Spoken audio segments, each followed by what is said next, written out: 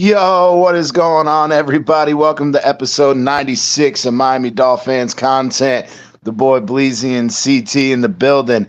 This episode, Weaver's first presser and our first impressions. What is going on, Bleezy? What's up, bro, man? What's happening, man? Happy Saturday evening. Hope everybody's doing good tonight. Yes, sir. Been an exciting day on YouTube, I would say. But Oh, man. yeah, Anthony Weaver, man.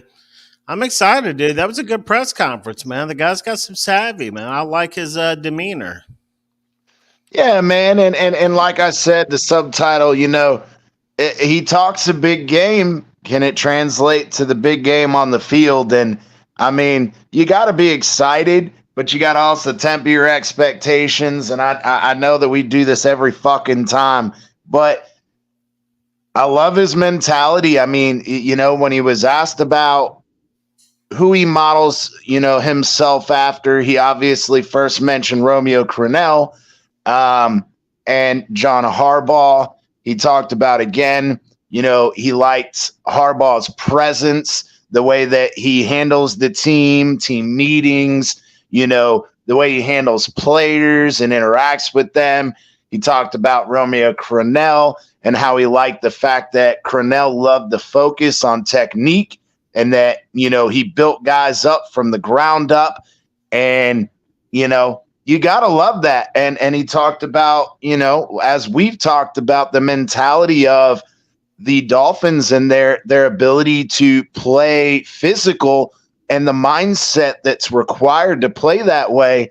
And he flat out said, man, this whole narrative of this generation of players are soft is bullshit.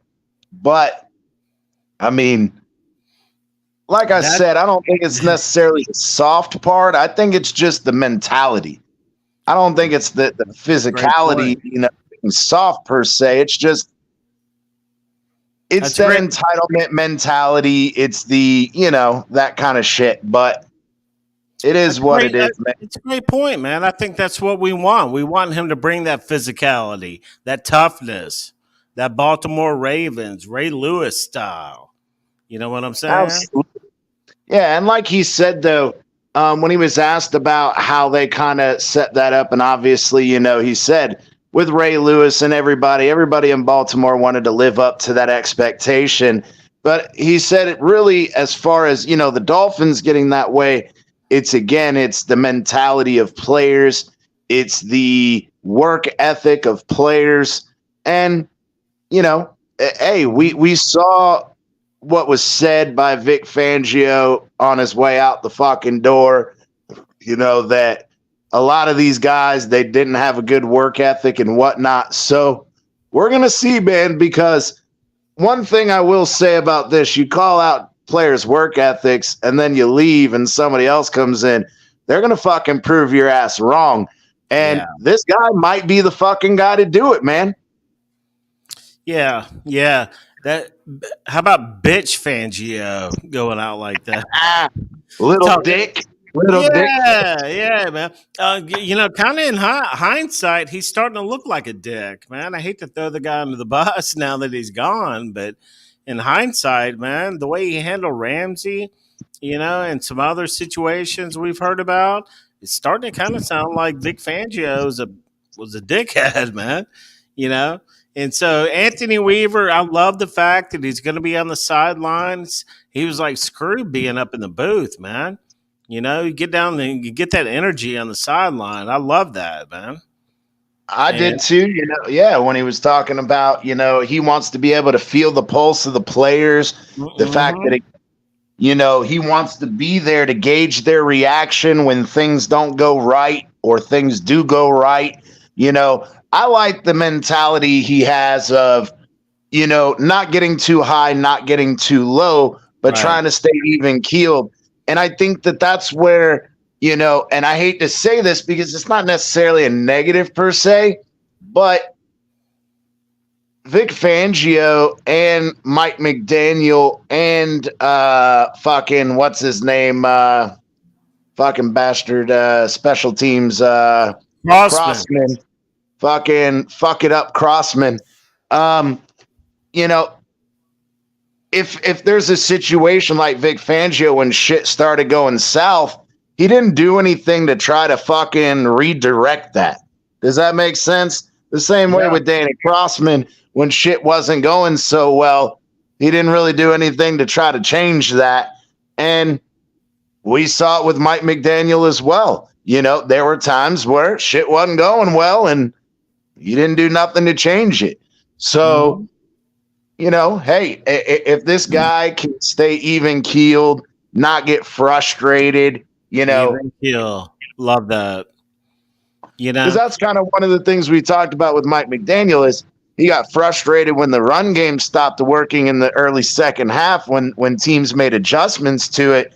And instead of making his own adjustments, he just got frustrated and said, fuck it, I'll just keep throwing the ball. You know what I mean? Experience. So, that's where experience comes in. Yeah, well, he's going into his third year now. So, 3 years of experience is quite a bit now. Yes, it is. And him and Weaver, McDaniel and Weaver had that history. They go way back. I liked hearing that in the press conference. I didn't know they had all that going on. And so, together. I know that together, but I didn't know that Weaver fucking played for him when he was a quality control coach. I didn't know that. Yeah. I didn't either. They go way back, man.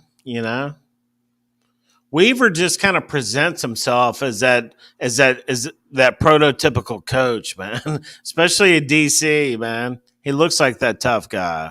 He looks like Absolutely. He could chew some ass out there. Which is great. I mean, maybe fucking little dick old fucking man Fangio couldn't get out there and yell and fucking rah them up. Maybe he might have been sitting in the fucking booth during fucking practice. He's he probably radio down to him in practice. Bitch Fangio. Yes, sir. But Fangio, man. We'll see. I'm not worried about him. I'm done with him. We're digging Weaver so far. And he's building that staff. He brought in that guy from Green Bay, former DC. He brought in who's the other guy he brought in from Detroit? Yeah. He was the former offensive line coach or assistant offensive line coach. Or no, it was a defensive line coach. I don't even fucking remember now. But yeah, the white dude from Detroit. And he even talked about Slovic. He talked about, what he liked about each of the guys he brought in. He talked about Slovic and how, he was that's right. The Detroit guy was the outside linebackers coach in Detroit. Yeah, and now he's coming to be an outside linebacker here, and that's why they moved Ryan Slovic to the secondary. He said he was going to be working with the secondary, and he's like, yeah, if you want to know, you can ask Mike McDaniel his exact title. But, what I really liked, though, is the way that he talked about with, the ideology of Mike McDaniel about the players' careers are so limited that he wants to do the best he can for them in that limited time frame. And, then his little mantra of, adversity gives you gifts or whatever. And I'm like, oh my God, it's freaking Mike McDaniel all over. Yeah, adversity. Yeah, enough about that. It's opportunities. Adversity gives you gifts. Like, oh my God. No wonder why he fucking hired him, because not only did he fucking, coach him and coach with him, but then he's got the same ideology. I mean, it seems to be a fucking match made in heaven as far as ideology is concerned. So we'll see if the X's and O's work out. No, it definitely seems better, man. It seems like there's more chemistry there off the jump, man. No doubt with this guy. Yes, sir. Here we go. What's Fucking up, Colin finally coming in after he got his ass whooped at Madden. He been ducking for days. What's Colin? What's going up, on, bro? Colin? Hold on. I have to assess what CT just said before I even say hi to anybody. First off, the game went into overtime, and I was at his 39-yard line, and my internet glitched out, so CT calls that a win for himself. So Oh let's make yeah, that clear that anytime that you was some bullshit. disconnect, you gonna talk about your pick six on the first play of the game? No, we're not But gonna talk about that. we don't have to, but it was a tie I know, game, I and know. it was a tie. I didn't lose, you didn't win. Because I Yeah. would have won, but my internet messed up when I was at your 39 You yard won. You line in got the fucking overtime. ball first. I had the ability to fucking have a fucking opportunity on offense myself, but your fucking internet disconnected. No, because I got that interception. But anyways, man, what's up, everybody, man? Had to come through. You already know what's going on, man. We always Yes, make sir. it Yeah. happen. We always make it happen, bro. Always out here, and Oh, you fucking, it's working? Miami Dolphins content. You know the vibe. You know how Yes, we sir. do it, MDC. So Colin's working. Colin's putting in the hours right now, man, making that money out there. Yes, sir. So, Colin, give us a quick synopsis of what you thought of Anthony Weaver's first presser, man. Bro, I didn't even get to watch it, to be honest with you. I didn't Oh, get okay. to catch it. You guys gotta fill me in, man. Yeah. So, what were you saying? I mean, quick overview of what we've already talked about.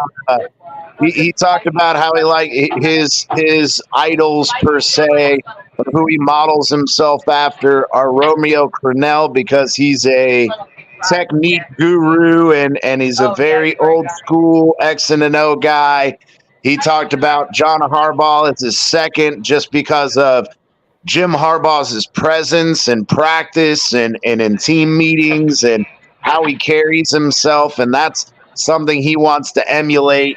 Um, he uses a slogan of adversity gives you gifts, which we know is a freaking shoot off of Mike McDaniel's adversity is opportunity, and we're like, no wonder why these fuckers love each other. Okay.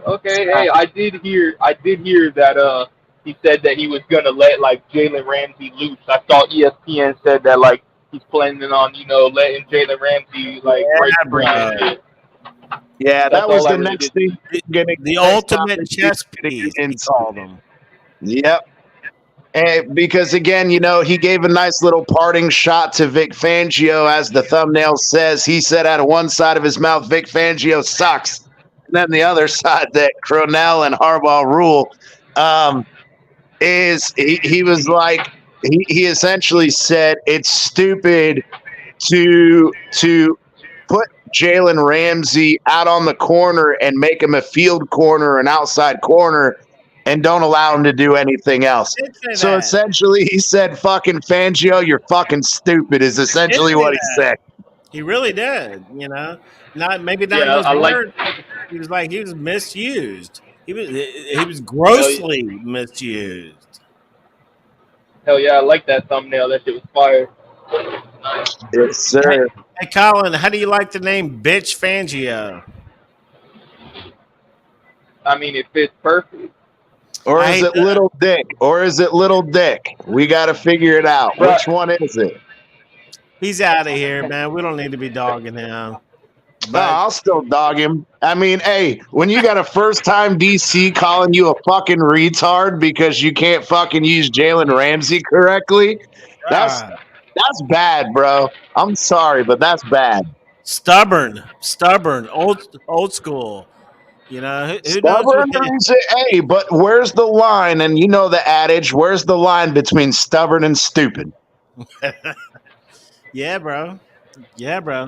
I can't wait to see what happens with Cam Smith. I think we're all going to look back and say that's another bitch Fangio move. We'll see, man. Yeah, we'll hey. see. Yes, yeah, for real, man. Yo, please be out here with the fire hoodie, bro. Yes, sir, man. Yes, sir. Send one of those my way. Steve? Yes, Steve in the house, man. every DC has Zero. their own system. Maybe Ramsey didn't fit that system. Yes, Yeah, sir. I That's our. mean, to be honest, to say that Ramsey doesn't fit any fucking system is hard to even comprehend when literally he's a top 5 corner in the league. He's played, again, he's played in man, he's played in zone. He fits every system. Does that mean that he can play other roles a la a star safety, cornerback hybrid, almost like a Minka Fitzpatrick? Absolutely. But to sit there again, when you have Xavier Howard and Jalen Ramsey, and you have Cam Smith, who again, beyond anything from everything we've heard, the only issue that Fangio had with him was he came in on time and he left on time. But I mean, even then, what does that have to do with his physical ability to play? And the fact that the Jalen Ramsey and Xavier Howard were literally pounding the table for Cam Smith to get playing time. And Fangio's like, no, I think again that's just flat out stubborn stupidity. Yeah, I agree, man. I agree. Hey, Steve, I appreciate Steve coming by. Check him out. He's got his own YouTube channel, man. It's fire. He does a great show all the time. But the thing that tipped me off about that Ramsey, whenever somebody did an interview talking about was he going to shadow CD Lamb, and you could see Ramsey just sitting there shaking his head, and that's what tipped me off. I was like, oh shit. Well, the thing is, and we know that he said that's not the way that Fangio runs its system. But the funny thing is the very next week he fucking did it anyway, even though Vic Fangio didn't want him to do it. So it's like, well, how did that fucking work out for you? And that right there shows the disconnect. I mean, well, thank you, and you made some great points, CTA. I appreciate that. And like I said, I mean, I'm not. CT brings the fire, man. CT brings the fire, point. You said he was allergic. Again, how much of that is really is stubbornness? Because again, for Ramsey to turn around and do it anyway, and then be successful while doing it. I mean, you can't argue with the results when he did shadow. So, I mean, I don't know, man. I mean, we can fucking debate it all we want. It don't really fucking matter. He's gone. Right. So yeah, it doesn't matter. I mean, I do like the ability of putting him in different places. I mean, we know again, and I think as much as we say that Howard's going to be gone, and I do think that's the case if he doesn't accept, a fucking salary or a pay cut. Maybe Howard don't want to go nowhere else, bro. He owns a fucking ice cream company. Him and his wife own a fucking ice cream company down there. Who? He owns ice cream or frozen yogurt or whatever it was. Xavier Howard? Yeah, bro. Google it. I didn't know that. They did it on one of the Miami Dolphin pieces where he took them to the ice cream shop or whatever. Yeah, man. Man, Steve can. Hey, if you want to hop on up, man, we got the link in the chat. Come on up and talk. Come on, man. We're always up here. Fucking good debate, man. Good talk. Hey, we like to learn shit. Can't ever get fucking different opinions. I've been watching Steve's content for a long time. He's seen me in there. He's got great stuff. He's a good old school Dolphins fan, man. He knows his stuff. He's been around for a while, like we have. There you go. Everybody check him out. Yes, sir. Hey, drop your link to your fucking channel in the chat, man. Let everybody else see when they come through. There, Steve. But yeah, man, and I think that, with him having that opportunity with Xavier Howard, look, if he takes a pay cut, knowing again, even if he goes out and he tests the fucking market, we release him and he tries to go get more money elsewhere. His play has fallen off. He's been injured multiple times with the growing injury the last 3 years. Prior to that, he had ankle injuries every fucking year. So, does he really think that he's going to get that 18 to 20 million from somebody else? If he thinks that, he's fucking crazy. And that's why I'm starting to think with our draft pick at 21, we're going CB. There's no way. I could tell you that right now. There's no way. Why would you with us choosing Cam Smith in the second last year? I don't. I think there's more pressing needs like we talked about. I think linebacker, middle linebacker, and center are our two biggest needs right now. I forgot about Cam Smith last year. See, I've been doing a couple of mock drafts, and I was like, damn, we need a cornerback. But you're right. Cam Smith should be the one. But shit. But the crazy thing is we picked Cam Smith because Cam Smith is an exact carbon fucking copy of Xavier Howard. Yeah. He's a ball hawk. He's physical at the line of scrimmage. He's great in man coverage. Again, me being a huge Gamecock fan, extremely well in South Carolina. He played against SEC level competition. He played extremely well. And you turn around and you think about, was it really an issue of him just coming in on time and leaving on time? Or is it, again, Vic Fangio, seemed to obviously care more about the veteran presence more than the physical ability. And I'm sorry, but that's kind of fucking ignorant, man. He said, thanks, guys. I'm on Fin Talk Sports Network. Real talk, Fins Talk, every Tuesday at 7:30 Eastern Standard Time. Hell yeah, go check him out, man. For sure. Fucking Green Rat. We're going to take his fucking Dolphins card away. He said, breaking news, Noah to return to Miami, you Cajuns. Oh, shit. Oh, man. You know what? At this point, Green Rat's night.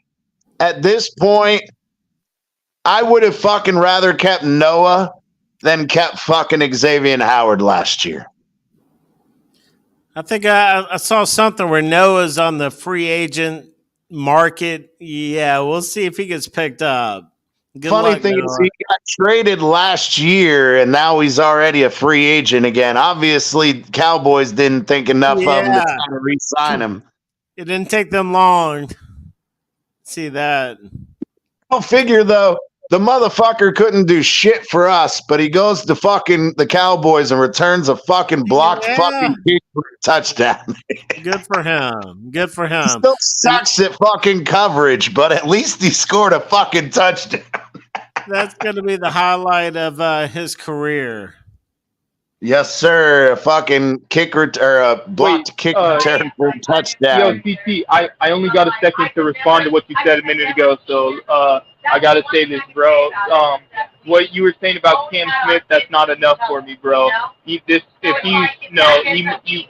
gotta be doing really bad, bro. If you didn't get on the field, I don't care if Fangio's old school or not, bro. Like he's not Xavier Howard, bro. Xavier Howard's the fucking 3-time leader in NFL interceptions of the year. So I mean, yeah, he's but the real thing deal. is, but I understand that. But my thing is, though, why was Ramsey, Xavier Howard, and Nick Needham pounding the table for fucking Cam Smith to play over Eli Apple? Maybe they just weren't close with Eli Apple because he came up to the team right before the season started. Bro, the other guy's a rookie. You would think that if the veterans see the other veteran outperforming a rookie, that they're going to be like, nah, Rook, wait your fucking turn. Not turning around and being like, look, Eli Apple fucking sucks. So, Colin, are you thinking that Cam Smith is kind of not legit?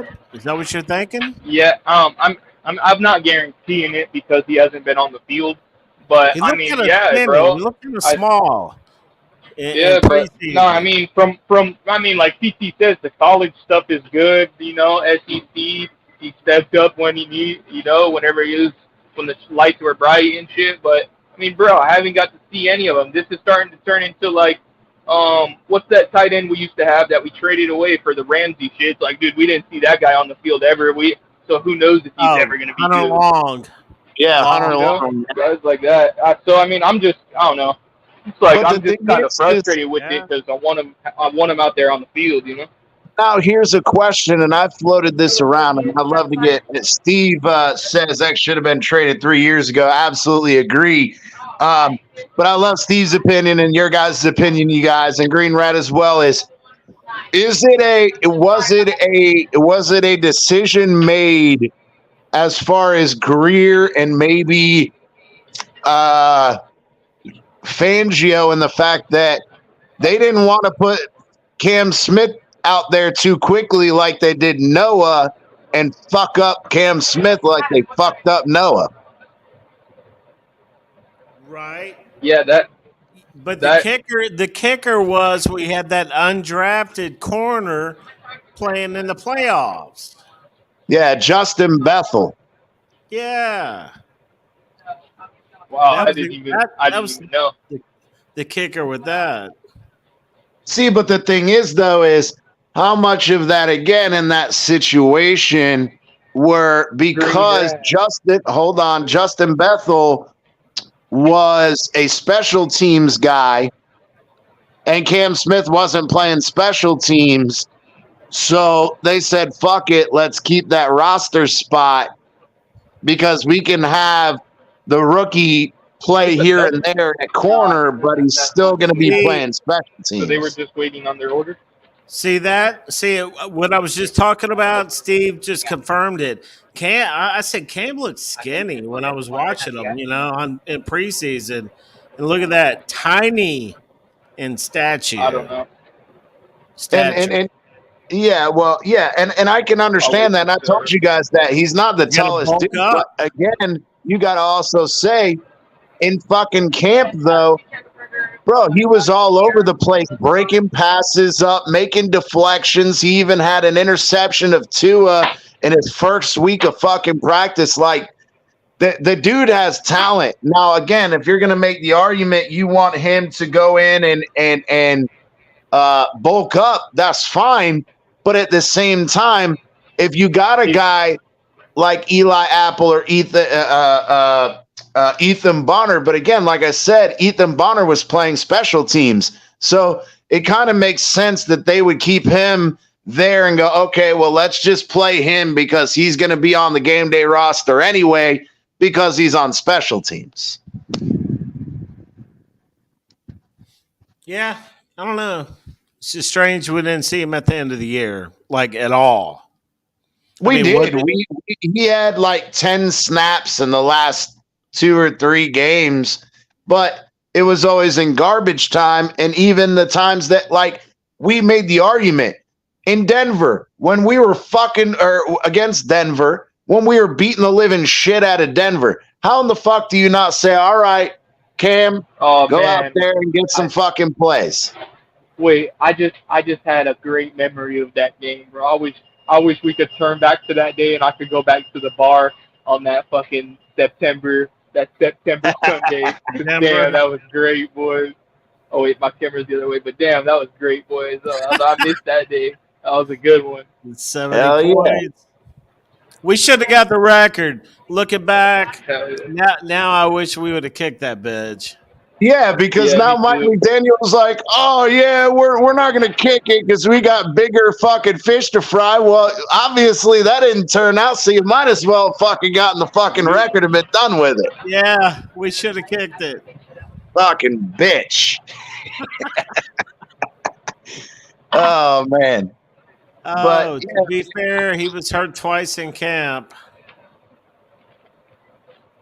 What's going on, MC in the building? Green Rat said played special teams in prior games.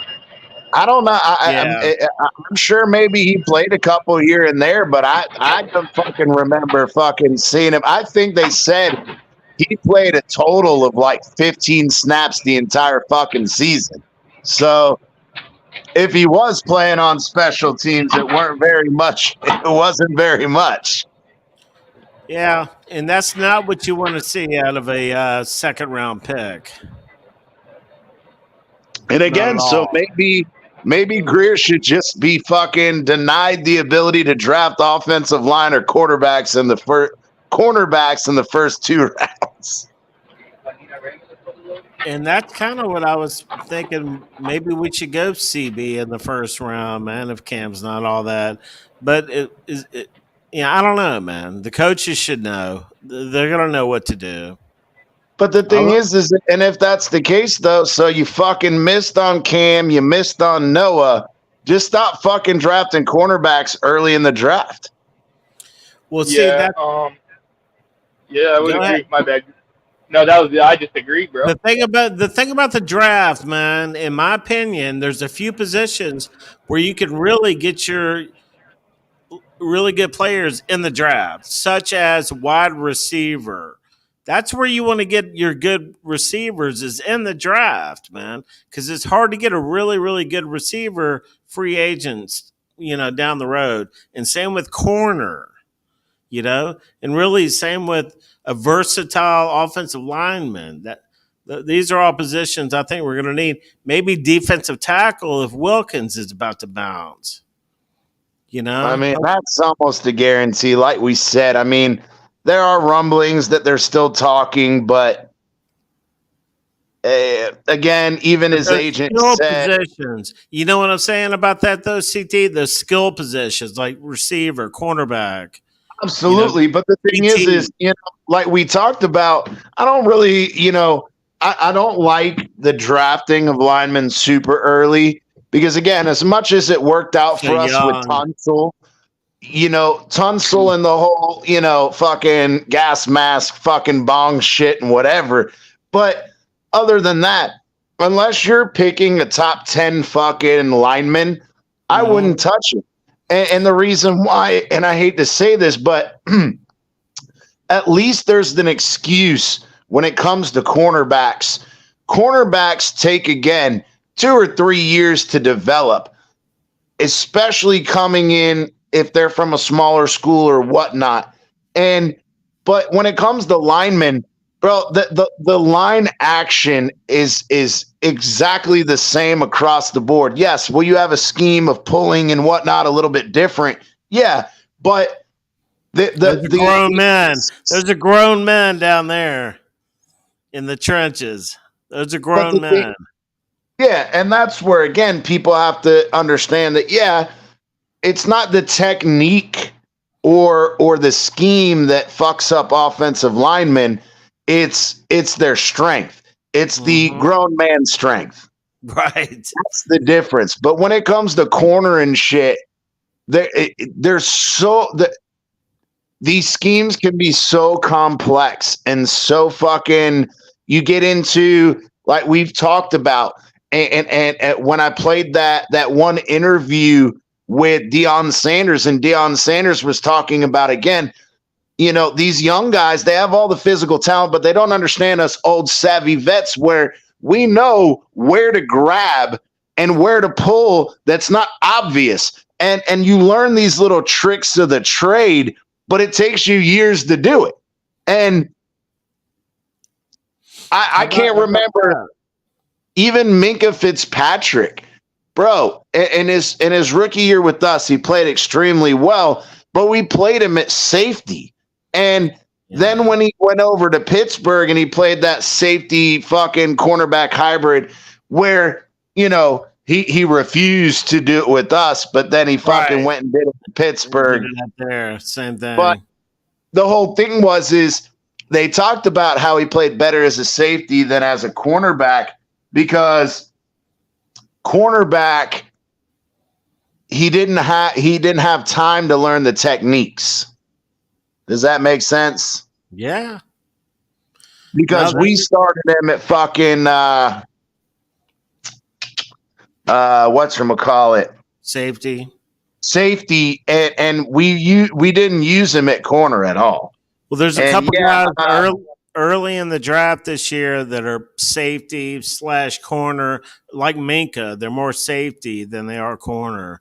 But how about this stat from Steve? Snap count for Cam was 20 defense and 210 special teams. Yeah, I think Green Rat just sent me over texted me a couple images I'm going to bring up here, and I think they're going to be just along that same lines. He was up there quite a bit on special teams, if that's the case. But the thing is again, and maybe I don't know what I can't see him until we pull him up here. All right, so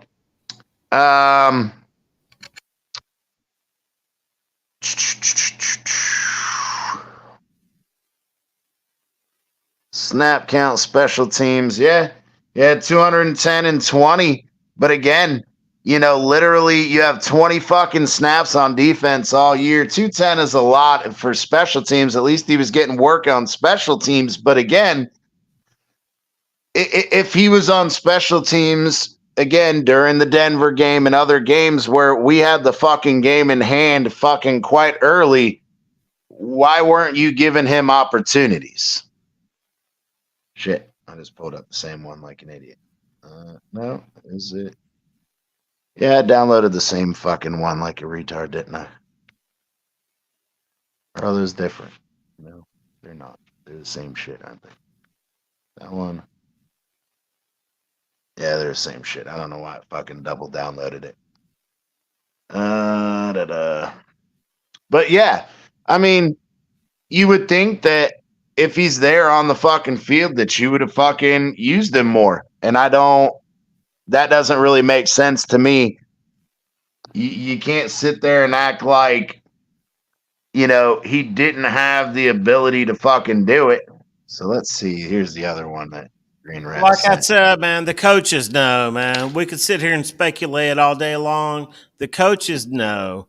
If we need to draft a cornerback with our first pick, that's what the coaches should do if they think Cam is not the one. Yeah.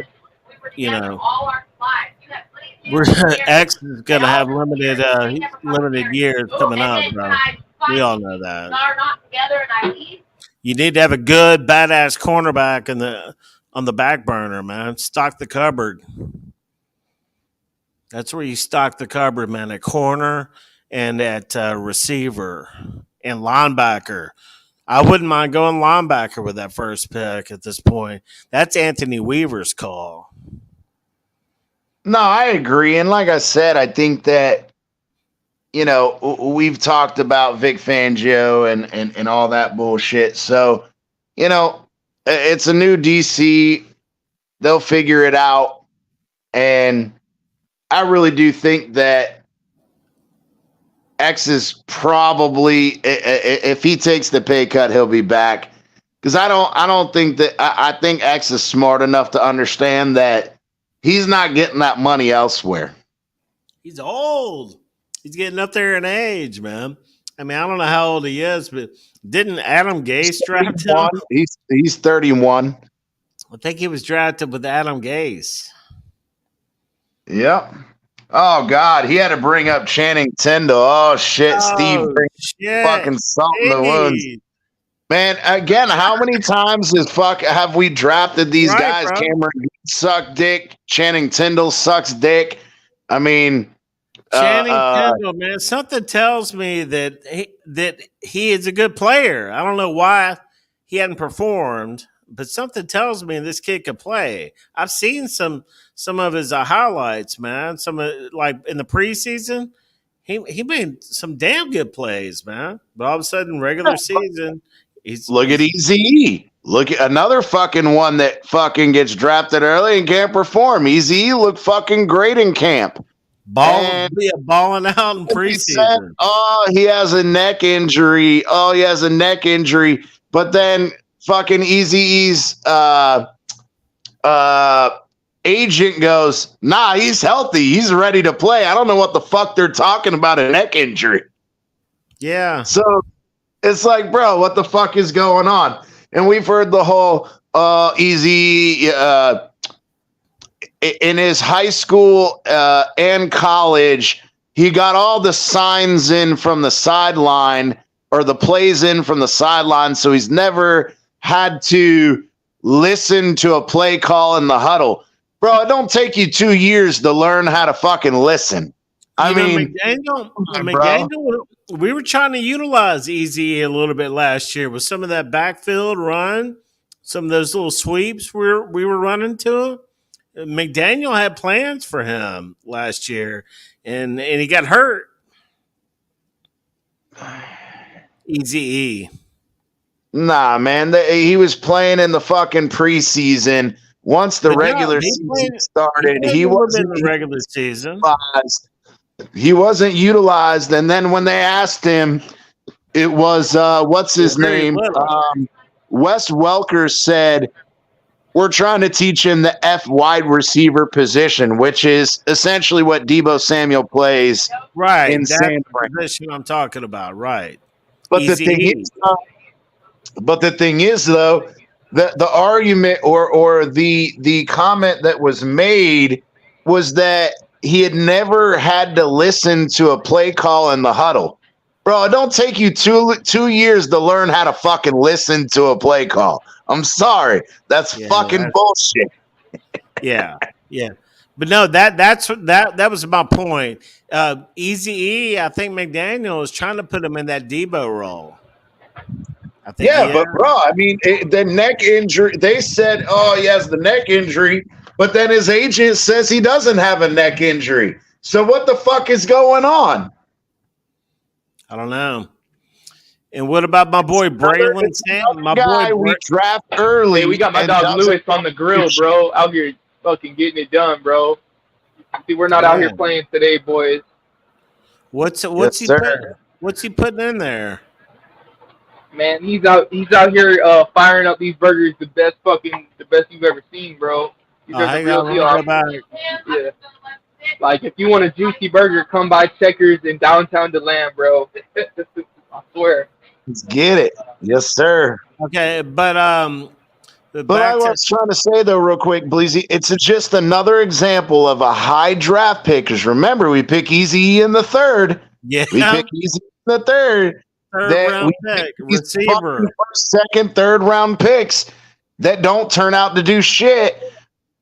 And again, everybody keeps talking about, fucking Green Rat's favorite guy, Mr. Eichenberg.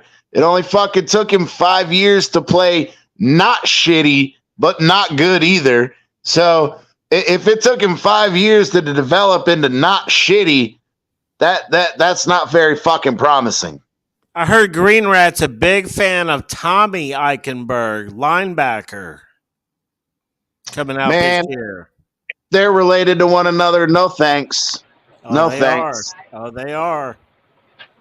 Little brother Tommy, linebacker. Hopefully, little brother has more football IQ than Eichenberg.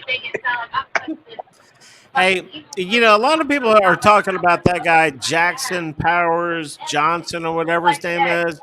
And we're not going to go that route either, man, because I think we're sold on Connor and we're sold on Eichenberg as a backup. Why would we draft a center with our first pick? Because Connor Williams is a free agent and he wants that fucking 8 to 10 mil a year. And I'm sorry, I'm not paying you 8 to 10 mil a year when you can't fucking snap the ball. I'm sorry. Okay, and either can fucking Eichenberg. Eichenberg can't snap the ball either. At least Connor Williams is good at blocking once he snaps the fucking ball. Eichenberg sucks at snapping and fucking blocking. So you like the idea of picking that guy in the first round? Johnson, I said, I don't know if it's a first round thing. Like I've said, I think that we have the ability to trade back and say we trade back from 21st to 30 and we pick up an early second round pick. If somebody falls there as far as center is concerned, I would do it in a heartbeat. I'd go get my linebacker and then get my center in the second round. Well, they're saying that guy's NFL ready. And if he's NFL ready, and if we get rid of Connor, which I don't know about getting rid of Connor, dude. He's young. I think Connor's only like 27 years old, man. Yeah, but you can't. It's not about getting rid of him. He's a free agent. He is not under contract. Well, sign We his would ass. have to re-sign him. Yes, sign his ass. Hey, with what money? With what money? Especially when he was getting paid $5.5 or $6 million this year, and he held out because he wanted more money last year, and he got injured. All the money shit. Liam. Okay, so we'll keep Liam. I don't know. I'm just saying Liam and Connor can play center. So I don't know if we need to draft that dude in the first round. I don't know. Okay. Just because, I mean, bro, you could play center. Does that mean that you're gonna fucking play well? That's a different story. What is going on, Amicus in the building? What's up, my guys? How y'all? What's up? What is happening, bro? Father? Hey, man, I haven't seen y'all on in a few days. So then notification popped up. I had to come say hi to my favorite. We were on Monday. Appreciate you, my brother. Where Appreciate you. Yeah, man. So what are we talking about? What do you think, Amicus? What do you think? From an outsider perspective, we've been having this fucking argument. Connor Williams can't snap, but he can block after the snap. Liam can't snap and he can't block. And we got this first round pick at 21. I floated the idea, look, if we can move back to say 30 and pick up a second round pick, going out and getting one of these centers, because Connor Williams is a free agent. He wants 8 to 10 million. And I'm sorry, I'm not paying this motherfucker 8 to 10 million. I'm not fucking doing it. Yeah. I mean, I think if I was a Dolphins fan and a GM, I think Penix might be there. Ooh. At 21. And to me, there's, I don't know, man. A decision might have to be made if he's there. Now, if he's not there and none of the top quarterbacks are there, I agree with you. And I think you get your that's center. A hot take, bro. That's a hot take. I like that, bro. I haven't heard any hot take. Hot take. Yet, bro. Yo, hey, I'm down for that. Texas Fin fan in the building. What's going on, brother? That's the world champion, MDC King. Josue in the building. Josue's in the building. Yeah, but I like CT's idea. If one of those top 5 quarterbacks aren't there at 21, you move back, get an extra pick, and then you take your center. Yeah. You like but that I don't think I'm telling you, even if fucking one of the top 5 quarterbacks are there, we're not picking one. So that ain't happening. I don't think so. Not this year. Maybe next year we may use like a first round pick. Not this year, man. We're gonna try to get somebody that's gonna come in and play like immediately, man. Green Rat said he has $20 to re-sign fucking Connor Williams. $20. We may go D tackle, man, if Christian Wilkins is out the door. I mean, wasn't that cat the main reason like y'all lost to the Chiefs? Who? Your center. Eichenberg, absolutely. Yes, he was. He had a rough game. I remember, I watched the game, and it's been, a couple of months now, but I just remember his name coming up a lot. Okay. Well, let's go with the center then, man. I don't have a problem with that. I just think that, again, like I said, I do think that there's a way. I think that even if we don't re-sign Christian, we're going to fucking try to tag him. And so I'm not worried about that. If when Anthony Weaver had his press conference and he wanted to kind of step around it, that he named Christian Wilkins and other guys, but he didn't name any of the other possible free agents, but he did name Christian Wilkins. I think that that's a main priority for Greer and them to get done, whether they tag him or re-sign him.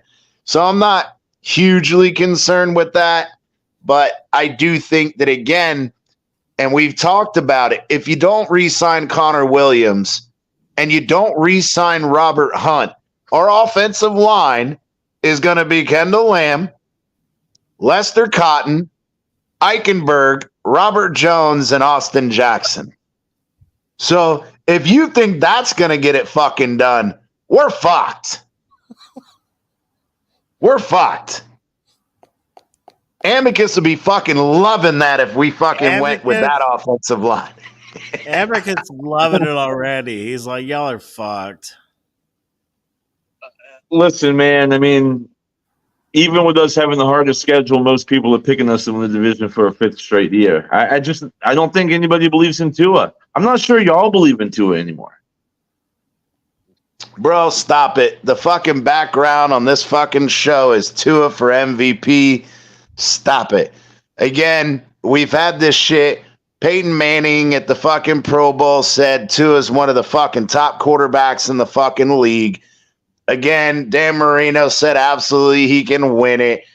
They had Lamar Jackson talking about Tua, saying again, even though they had an explosive game against Miami, it was one of their best games of the year, but Tua is still an elite quarterback, and this is coming from his peers. Mind you, again, he was voted the Pro Bowl starting quarterback. I mean, to say that people don't believe in him is bullshit. If you want to make the argument and say he's not an elite quarterback versus a very good quarterback, okay, we can have that reasonable debate. So check it out, CT. This is a deep quarterback draft as far as talent in the first round, right? And are you telling me if one of those top 5 cats are available at 21, like how do you pass on that? If you're wrong on Tua, bro, that's a 5-year setback. You're not going to get in that. There's not going to. Who would you take, Amicus, out of that second tier QB class? Who would you take? Well, second tier, nobody. But one of those top 5 quarterbacks, if he drops 21. I'm talking about somebody that be there at 21. Bo Nix, Penix. Well, if Bo Nix is there, you definitely draft him. But I mean, I don't think he'll be there. But I think Penix, I think he could be there. McCarthy or whatever his name is. He could be there. Some people think he'll go before the other kid, but that's who Colin likes. I just don't think we're going to go quarterback this year, man. They're going to give Tua one more year. I could see us going quarterback next year early like that, not this year.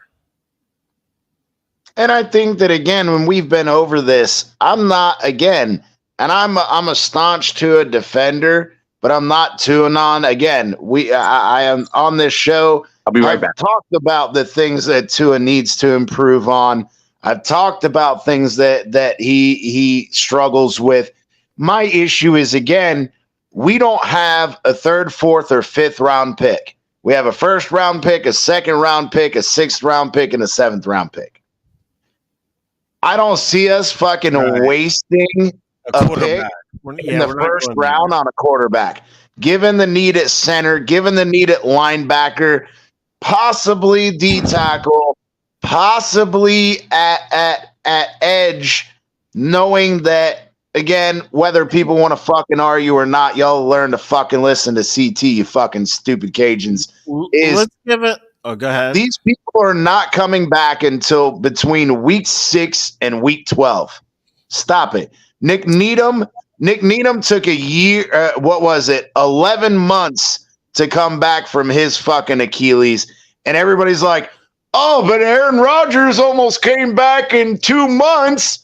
No, being a fucking quarterback where you just have to stand back there and throw the fucking ball versus being a defensive fucking end and grueling, pushing the force, the amount of fucking physicality there.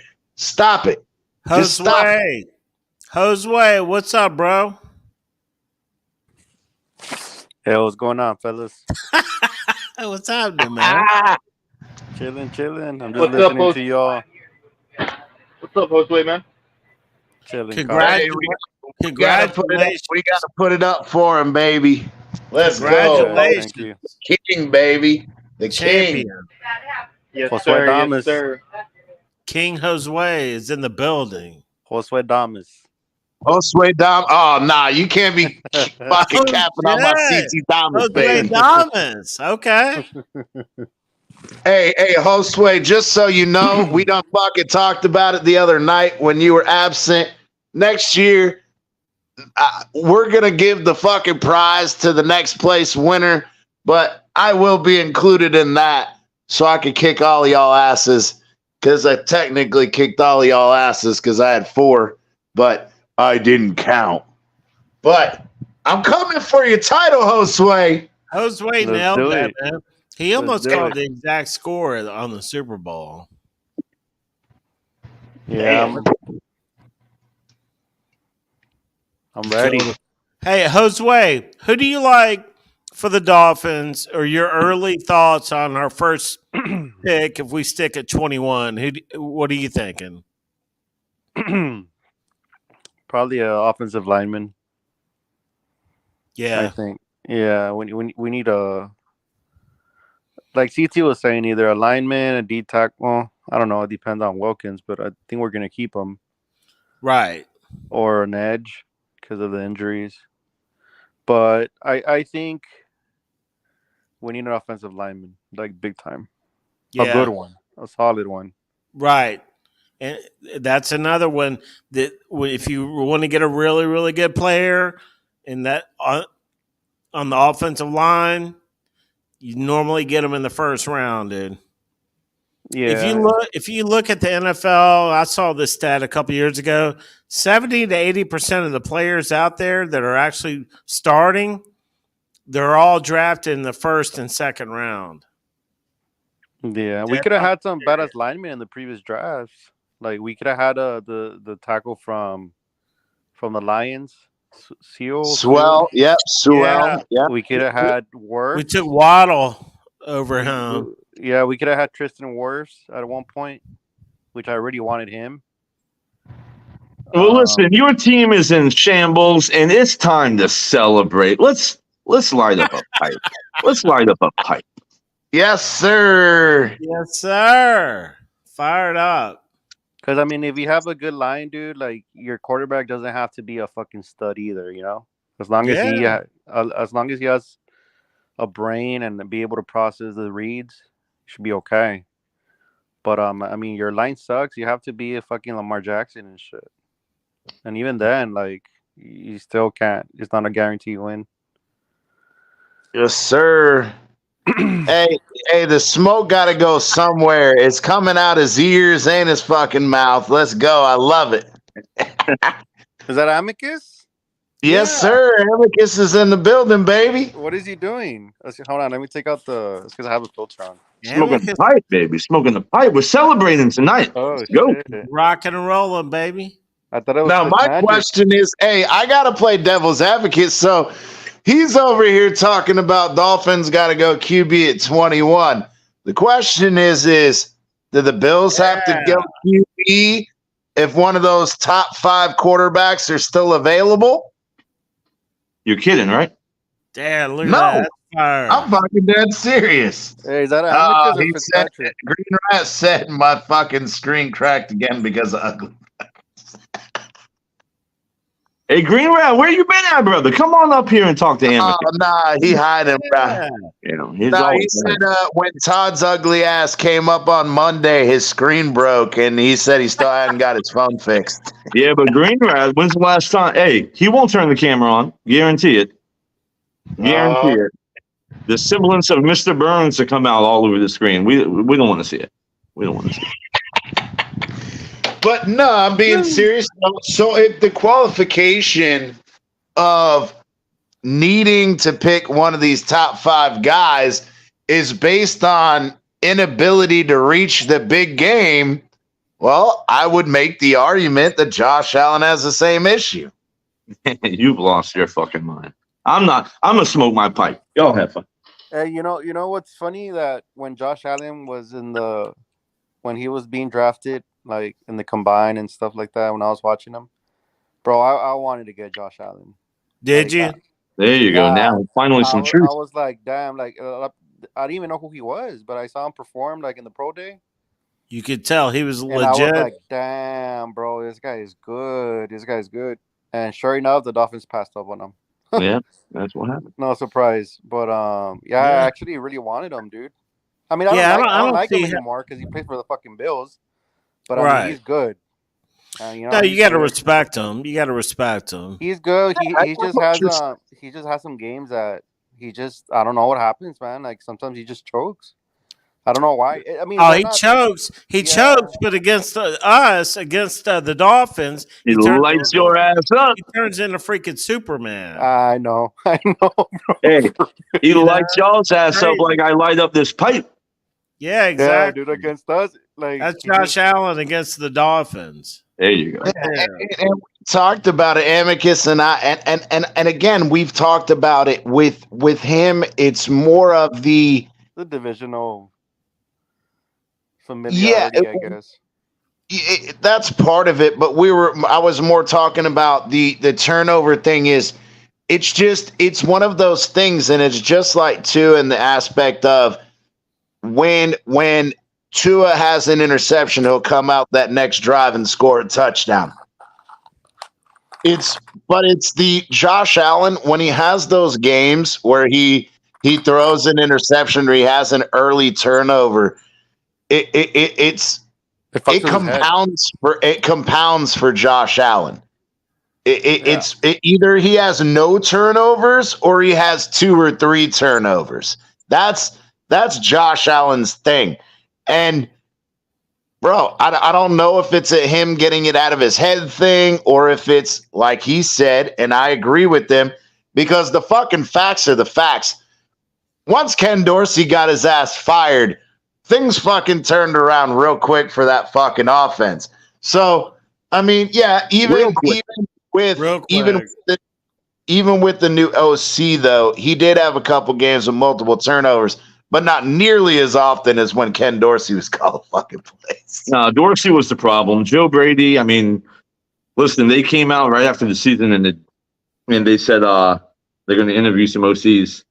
Like 2 days later, they signed Brady. So we already knew what was going to happen. Yeah, no brainer. Yeah. Brady, listen, man, we were 6-6 when that change was made. We didn't lose another game. Right. We won the division from y'all. I don't know how. I still don't know how we did that, but we did it. I don't either. The Dolphins choked. The Dolphins choked against fucking Tennessee. Oh, man, I know. Tennessee was a kicker. God, that's crazy. But you know what? You know what I think the Dolphins need is that big tight end one. We need a. When's the last time we've had a tight end one? Gesicki. Gesicki.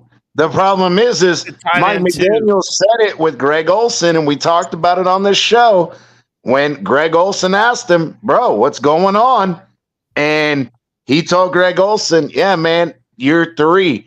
You know, year 1 was us worried about getting the offense installed, getting the receivers and the quarterback on point. Year 2 was more about let's work in the fucking running backs more because, again, remember, year 1, everybody's like, oh, he's a run game coordinator. Where's the run game? And then the second year, we started running more. And he told Greg Olsen, yeah, year 3 is when we start getting the fucking tight ends involved. And that pisses me off because I'm sorry, that's not how it fucking works. You can't say I'm going to do this and then I'm going to do – you need to be working on all of it all at the same fucking time.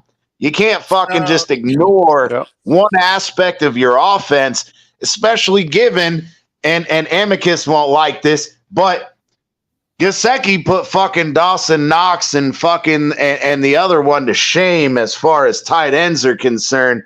The other one. In the receiving department. Yeah, because remember, it used to be that the other one because until Dawson Knox, and I give Dawson Knox credit, that motherfucker's a badass. Dawson Knox came in and he put that other one on notice of Kincaid. Dawson Knox has never put Kincaid on notice. Kincaid is a way better tight end. I made the mistake. Kincaid put Dawson Knox on notice. Yeah, absolutely. That Kincaid was like, bruh, you about to get cut, motherfucker, because I'm in here. But anyway, hey, the thing is you had Mike Gesicki at your fucking disposal, and you saw the way that Tua, again, and we've had these arguments consistently in his first 2 years, he went to the tight end, he threw outside the numbers, he threw check downs, and everybody bitched about that, saying you can't throw deep and you can't throw over the middle. Then the next year, he fucking throws over the middle and deep, and now people are circling back around and going, oh, but you can't throw outside the numbers and you can't check the ball down. Come on, man. Mike McDaniel had the opportunity. Mike McDaniel had the opportunity to use fucking Gesicki, and he gave him 52 targets. I've been talking about that ever since. We paid him. We fucking tagged him for $14 million. We franchise tagged him for $14 million and fucking threw the ball 52 times to him. And the Bills went out and got Kincaid, and they already have Knox. Then you gotta have that tight end. Josue probably knows about this guy. Check this guy. This guy, I think, will be available possibly, unless he blows up, with our second pick this year. Jatavian Sanders out of Texas. Tight end. Yeah, check I know this who he guy is. out. He's good. Check these highlights. Question is, can he block? Look at this dude, man. This dude is a freaking beast. You gotta full screen it if you can. I mean, it is full screen.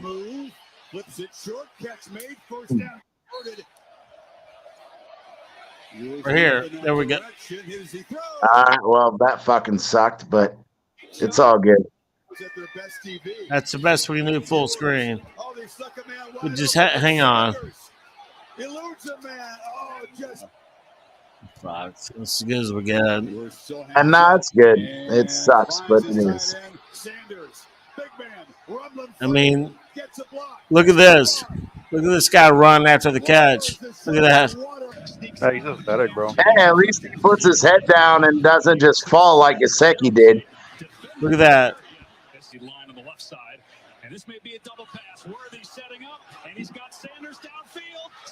I know Kincaid was a beast. Oh, that sounds like.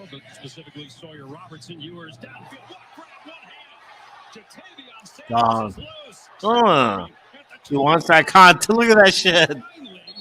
He wants that contact. I would love to draft this guy in the second round. But delayed reaction. But did CT 10 minutes ago said that we need to move off Josh Allen and draft a quarterback? What the fuck? I don't know. I just said, based on your argument of Tua again is a very good quarterback, can we consider him elite? We can have that argument. But again, in that same argument of saying the number one statistical quarterback in the NFL with the number one offense, again, if you're saying that we should draft a backup or possible replacement in the first round, then I think that needs to apply based on him not winning the big game. That argument can be had about Josh Allen as well. CT, you don't really believe that. That's straight cap. Come on. Hey, it's a good hot take for the show. Argument. It's a logistical argument. CT, that's not a legitimate argument. Stop it.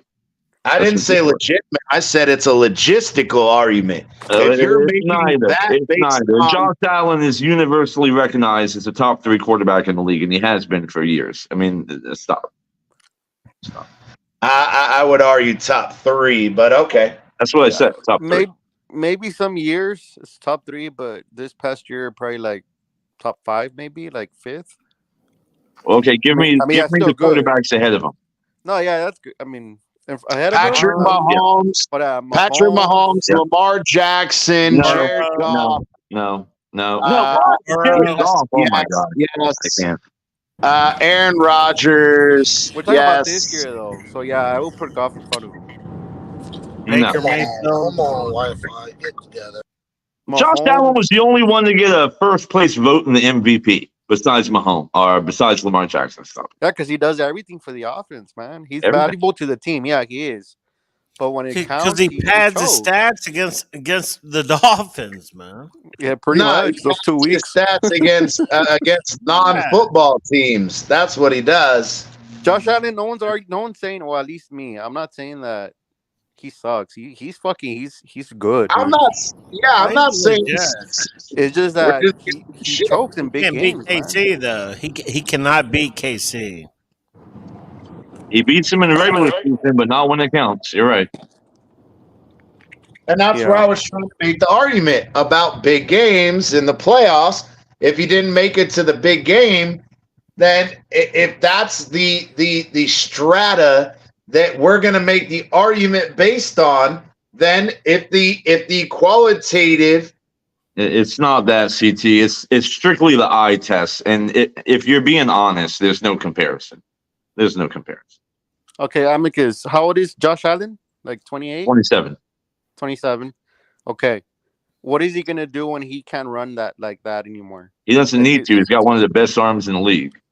Yeah, but he's a pocket passer. At 27, he's fucking 2-3 years away from that arm dying. 100%. That's why he's top 3, because he can do both. If you take his legs away, he's still a top 3 quarterback.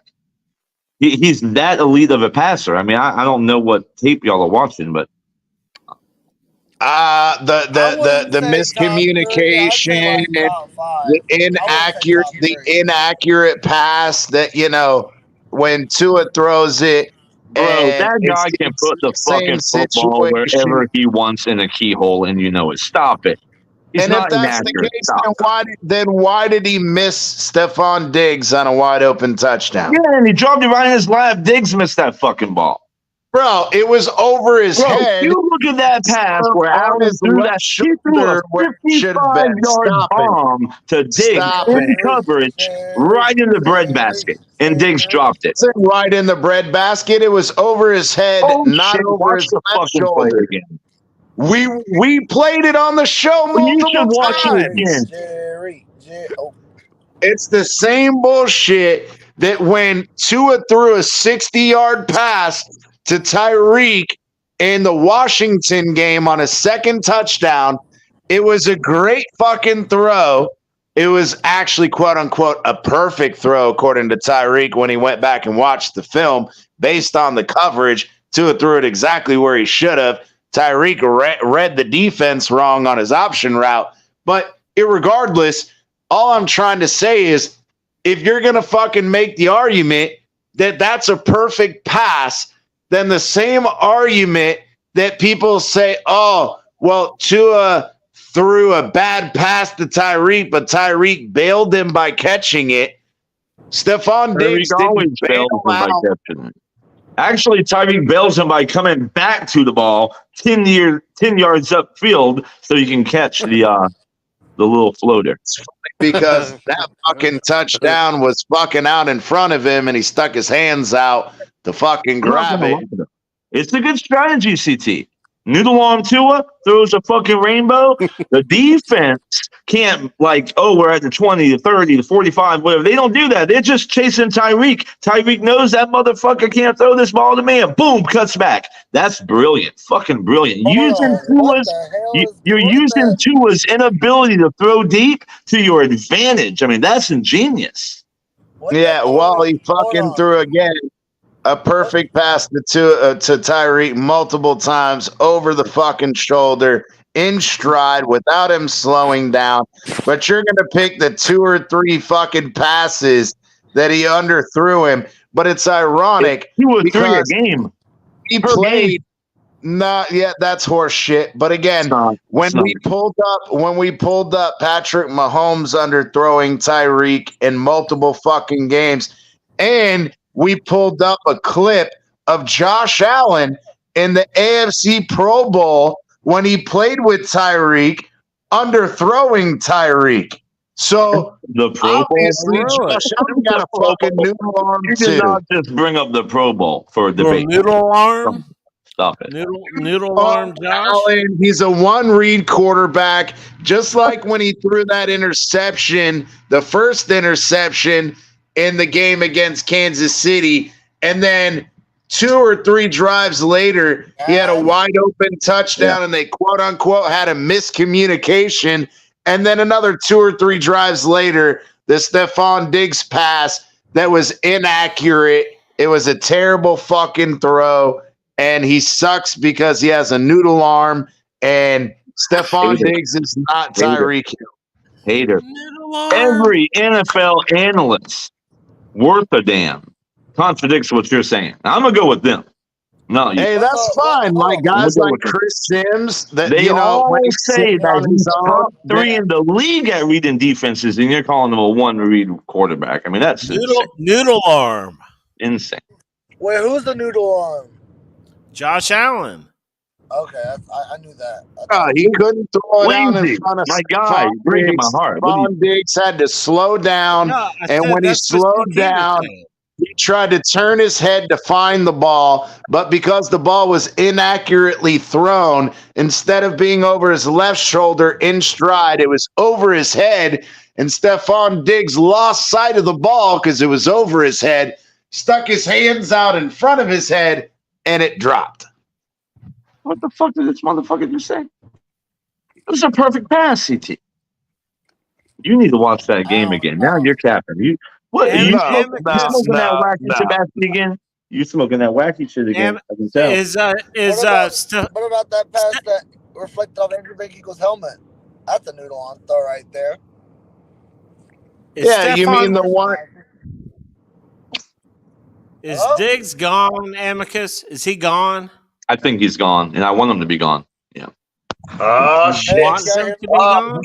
Tyreek effect. What the He makes Josh Allen target him instead of other guys. Hold on. God damn it. Yeah, I think we move off of Diggs and Von Miller, save about 45 to 50 million, and we got 10 draft picks. So we'll be fine. We're over the cap now. That's why we got to make the move. But I think we take a top wide receiver in the first round, and we may even move up to get one of those special cats in. This is a good wide receiver class. So somebody should drop to us, or we can move up a few spots like we did last year. Look, man, Diggs dropped the fucking ball. Like he's on the other side of the rainbow now for an NFL wide receiver. Like we're not. We're not going to sit here and pay this motherfucker $27 million in a year when he drops the game-winning touchdown. Right, fuck him. I'll tell you another guy who I like, Brian Thomas out of LSU, which y'all could pick him up in the first round. Yeah, there's that kid out of Texas, too. I forget his name. It's like a biblical name. It's Adonai or something like that. Yeah, something like that. He's from Texas Tech, ain't he? That kid out of LSU, Brian Thomas Jr. or whatever, he's sick, bro. Yeah. There was one guy that, remember, we should probably take him. Remember that one guy we were watching film on, Bleezy, the one night backstage, the Texas Tech wide receiver? Appreciate it. Fuck, who was it? Remember we were backstage, we were watching highlights of all the guys that we wrote down. Everybody gave us names, and we fucking watched the film. The one Texas Tech dude, he was fucking huge and he's fast as fuck for a big guy. Adonai's the big dude. He's like 6'3" or 6'4". Malachi Corley. I don't remember his name, bro. It was one of the Texas Tech guys. But if the Texas guy's good too, hey, write his name down so we could fucking watch that film, bro. Amicus, what was his name again from Texas? I just remember Adonai. Adonai. Write that down so we can fucking watch it. Can you pull up a highlight of Adonai? We can watch. Oh yeah, we can do that. Absolutely. Yeah, this kid. I mean, the reason I'm high on Adonai is because I think he has a chance to drop to us, and I think we would take him. Because you guys didn't fucking get to the AFC Championship. You got a decent pick. Well, I'm just saying. I mean, we need to go young in a couple of spots. Shit. I think Gabe is going to be gone, so it's going to be, a first-round wide receiver, it's going to be Khalil Shakir, who really balled out in the playoffs. And then the whole offense is going to – this is going to be a Mahomes-Kelsey thing. It's going to be Allen and Kincaid. Watch what happens. Allen Kincaid will be the combo of 2024. I like that. That's not even a hot take. I like that. That's a good take. And I will say this. I agree. But my question is that you had your issues with Gabe Davis last year. Every year. This year, do you think that they're going to try to re-sign him, or you think it's not even worth re-signing him? No, I don't think it's worth it. What's the guy's name from Texas? Adonai. It's like Adonai, Adonai, which is like a biblical reference.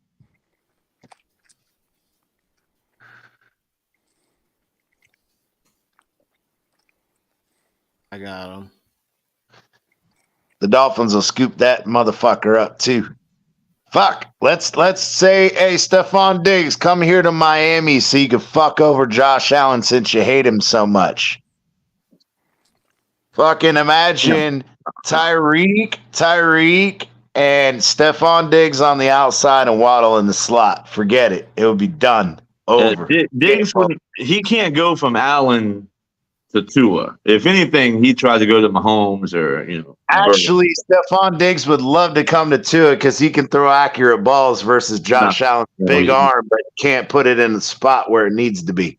Here we go. Tua is not an accurate quarterback. You didn't watch the last game. You were high. That's what happened. You didn't watch the last game. Oh, look. Throwing all those balls in the dirt. Come on now. Choker, Trash Allen. Let's go.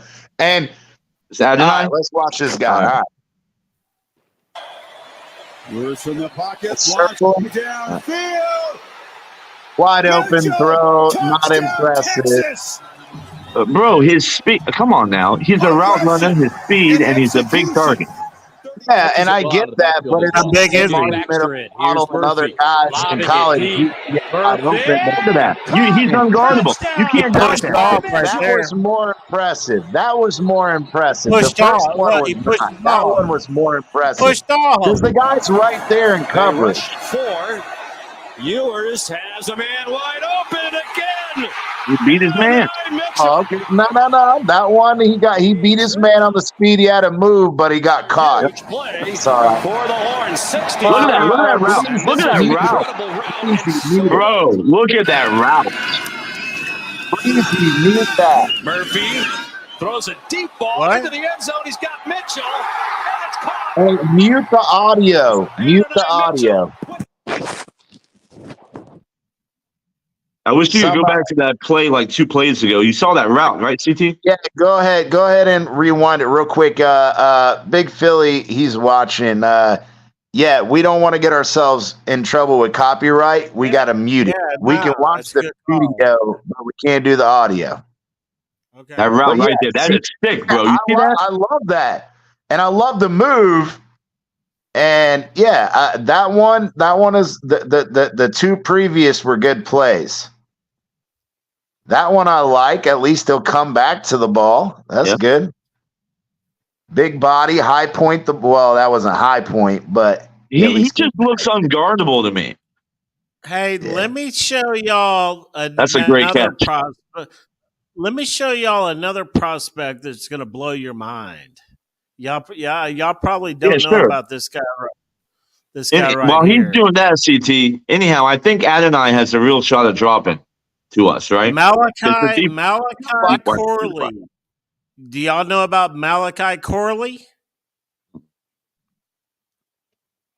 If you don't, you're about to find out. Is he more impressive than Adonai?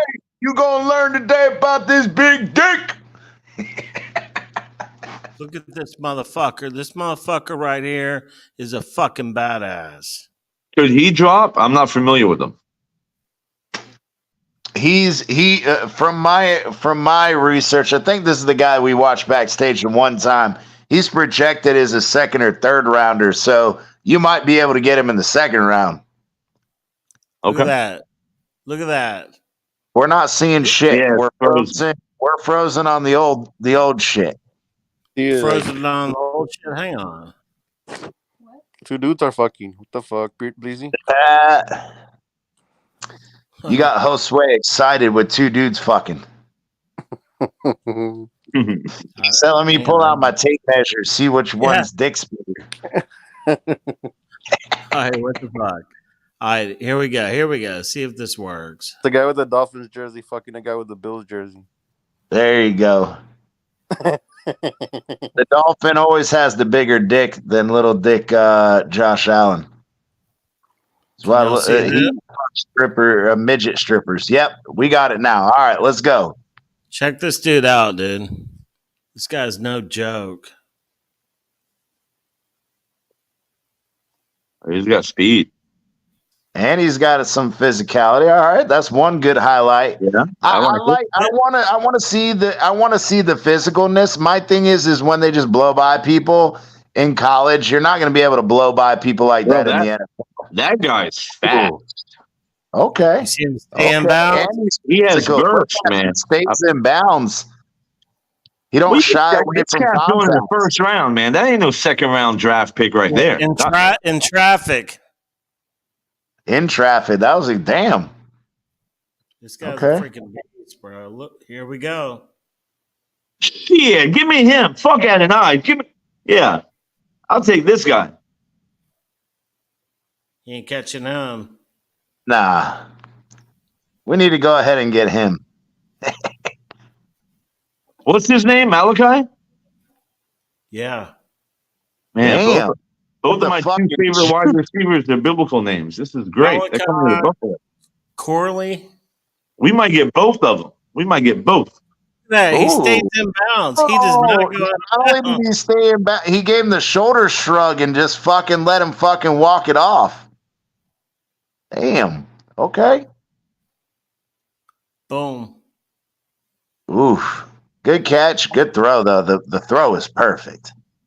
I don't know who the fuck that was, but that was a fucking perfect throw. And it's too smoky. Damn. Pop. Ooh. That quarterback. The quarterback here is a late draft round pick. Possibly. Well, y'all need a quarterback, so pay attention. God. Get him with the Malachi. Hey, fuck it. Get both of them. Get Malachi and his quarterback later on in the draft. Tyreek needs to come to Buffalo. Then he can play with a real quarterback. We'll see what. Actually, he already played with a real quarterback. He played with Patrick. What do y'all feel about Patrick winning a third Super Bowl? Mahomes underthrew his ass all the fucking time. Can you explain to me how Patrick Mahomes, he did not play great. He didn't play good all season. This motherfucker still wins the ring. We talked about it, and I hate to say it was the Kelsey fucking Dayton fucking Swift fucking, fucking him up. He didn't do shit all season. Neither did Patrick Mahomes. But bro, once playoffs came around, look, they beat 3 of the top 5 fucking offenses in Miami, Baltimore, and Buffalo. Back to back. And they didn't even play good in any of the games. The defense fucking balled out. That was the fucking thing. The defense played like shit during the regular season. This motherfucker has a horseshoe up his ass. He's got a horseshoe up his ass. Or Travis Kelce and Taylor Swifty, they're doing some fucking satanic shit like sacrificing goats or some shit. I don't know what they're doing. Or the NFL. Or, hold on real quick, or the NFL said, hey, Taylor Swift gives us more views. Let's let the fucking Chiefs win. I mean, don't sleep on that. But this was the year to take KC out. This was the year to take KC out, and we should have been the ones that did it. Buffalo fucked it up by beating us on the fucking last game of the year. We should have beat KC, Bleezy. We missed a fucking field goal, and Josh Allen missed that son of a bitch in the end zone. And Diggs dropped that ball. I mean, the Chiefs. You watched that Bills game against the Chiefs. How the Chiefs won that game, I don't know. But we're agree with you. But it was the drop by Dalvin Cook in the end zone too. Fucking Not Josh Dalvin. Allen put a perfect fucking ball. Not Dalvin, James Cook, but yes. Or James Cook, yeah. Fucking Josh Allen put it right on his fucking chest, and it bounced off his fucking chest plate, hit him in the hands, and fucking bounced out. Well, that was the second James Cook drop touchdown pass like in 3 weeks. Is he the next Gabe Davis? He was good in Georgia, man. He caught everything. I don't understand. Josh Allen throws the ball too hard. Nah, you can't use that. They practice with this. I'm not. I'm just saying. Not accurate. Oh. Yeah, well, that too. I mean, he's a one-read quarterback, and he's inaccurate. We know this. Why do I subject myself to this torture? Why do I come on the fucking show? I'm just kidding, bro. I got respect for Allen. We give you shit, but then we have the logical conversations later. I agree with you were saying earlier. So what do you think? You said you think he's top 3? Allen? I mean, absolutely. I think it's top 2. Mahomes, Allen? Yeah. Who would be 3? And I'm not going to say Allen's better than Mahomes because I don't even believe that. You win 3 rings and you got my respect. I think that, in all honesty, we've talked about it. Yes, Aaron Rodgers got injured, but it would be, for me, Patrick Mahomes, Aaron Rodgers, Josh Allen, Lamar Jackson, and Tua. I think those are top 5. That's a legitimate top 5. Now, I think that in that same aspect, Mahomes did not play at a number 2 level this year. I'm sorry. Not even fucking close. And like fucking Amicus said, I don't know if the horseshoe up the ass, I don't know if it's NFL conspiracy, whatever it is, but and I'll say this. We understand the snow situation, which, by the way, Amicus, I wish I had brought that up.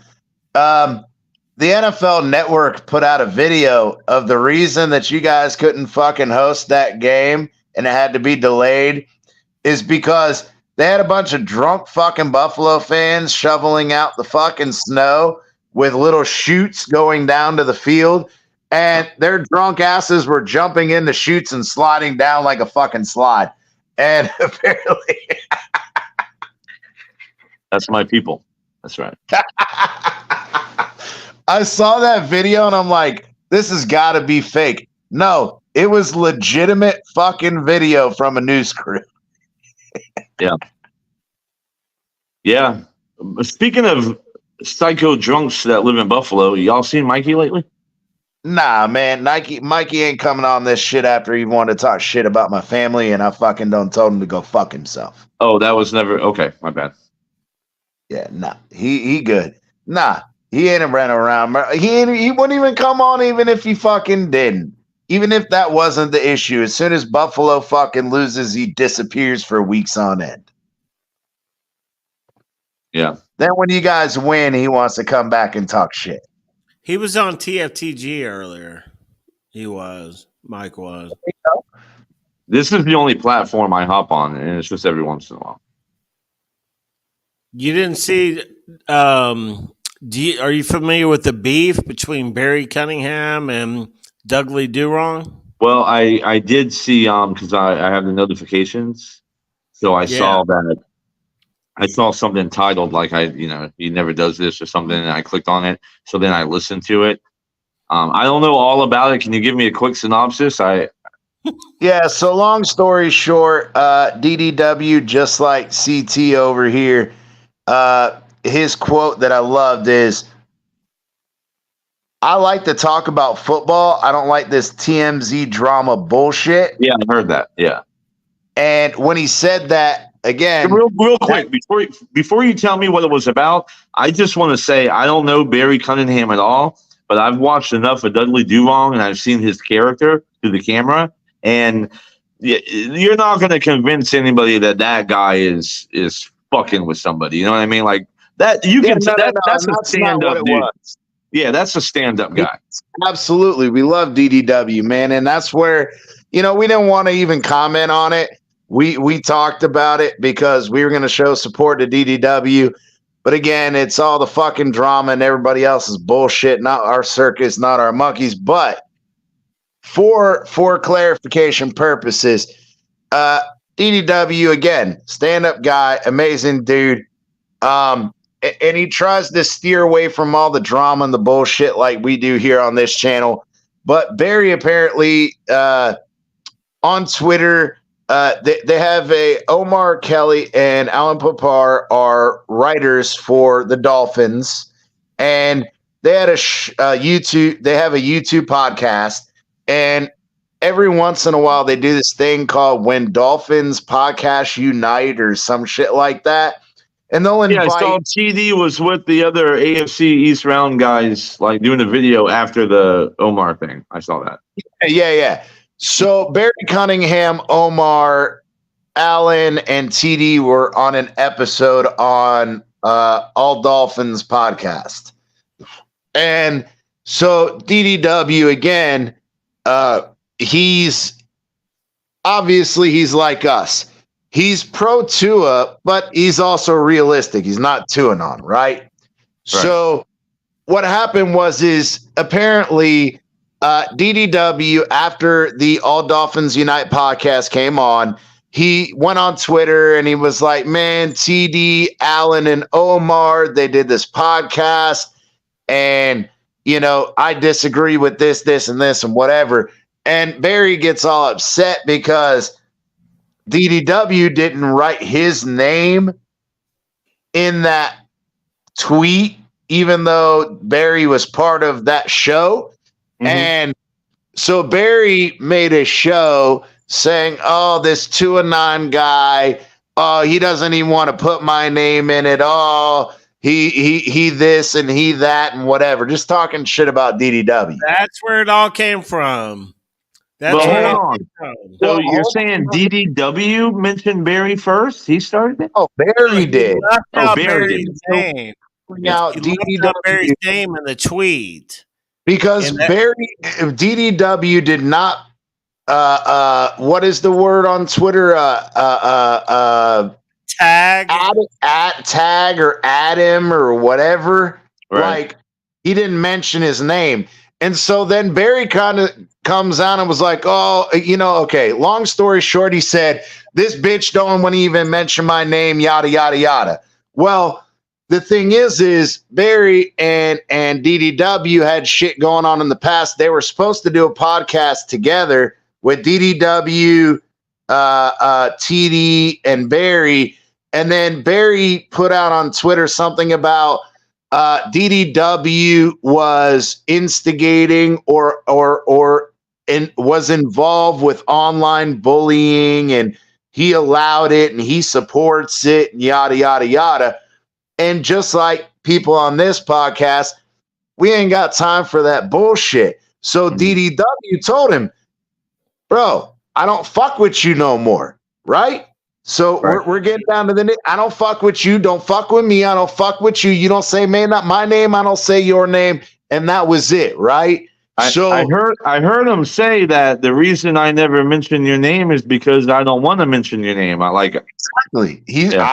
Long story short, I don't fuck with you. Yeah. And so, well, now DDW is like, look, because he's like us. We don't like getting involved in that fucking drama, fucking histrionic bullshit. He was like, look, the reason I don't fucking put your name is I don't like you. You told people that I condoned online bullying and this and that. So I told you fucking years ago, I don't fuck with you. And now you're going to fucking sit here and go, oh, but you didn't at me or you didn't tag me or whatever the fuck it's called, that, oh, he's avoiding you and he's trying to spite you. No, he just don't fuck with you. That's it. Yeah, DDW, I mean, that dude is just chill, man. He don't say nothing about nobody. That's a losing battle. Going after that guy is a losing battle. And that's what he did. But the thing is it not only did he, but it's the way you went at it. Because essentially you're trying to call him a bitch because he didn't put your name in it. And now and this is why I love DDW, because I did it the way I did it on TFG and other platforms of, look, you're going to say shit. Now I'm going to come out and defend myself, right? But at the same time, I'm going to do it in a way that's respectful. And that's the way DDW did it. And I give him credit for that. He's like, look, I'm not going to fucking keep going on with this bullshit and whatever. I'm going to say this shit once, and this is the end of it. And he said, I don't fuck with you because of XYZ. Don't accuse me of being a bitch for not mentioning your name, because you know why I don't mention your name, because I don't fuck with you. That's it.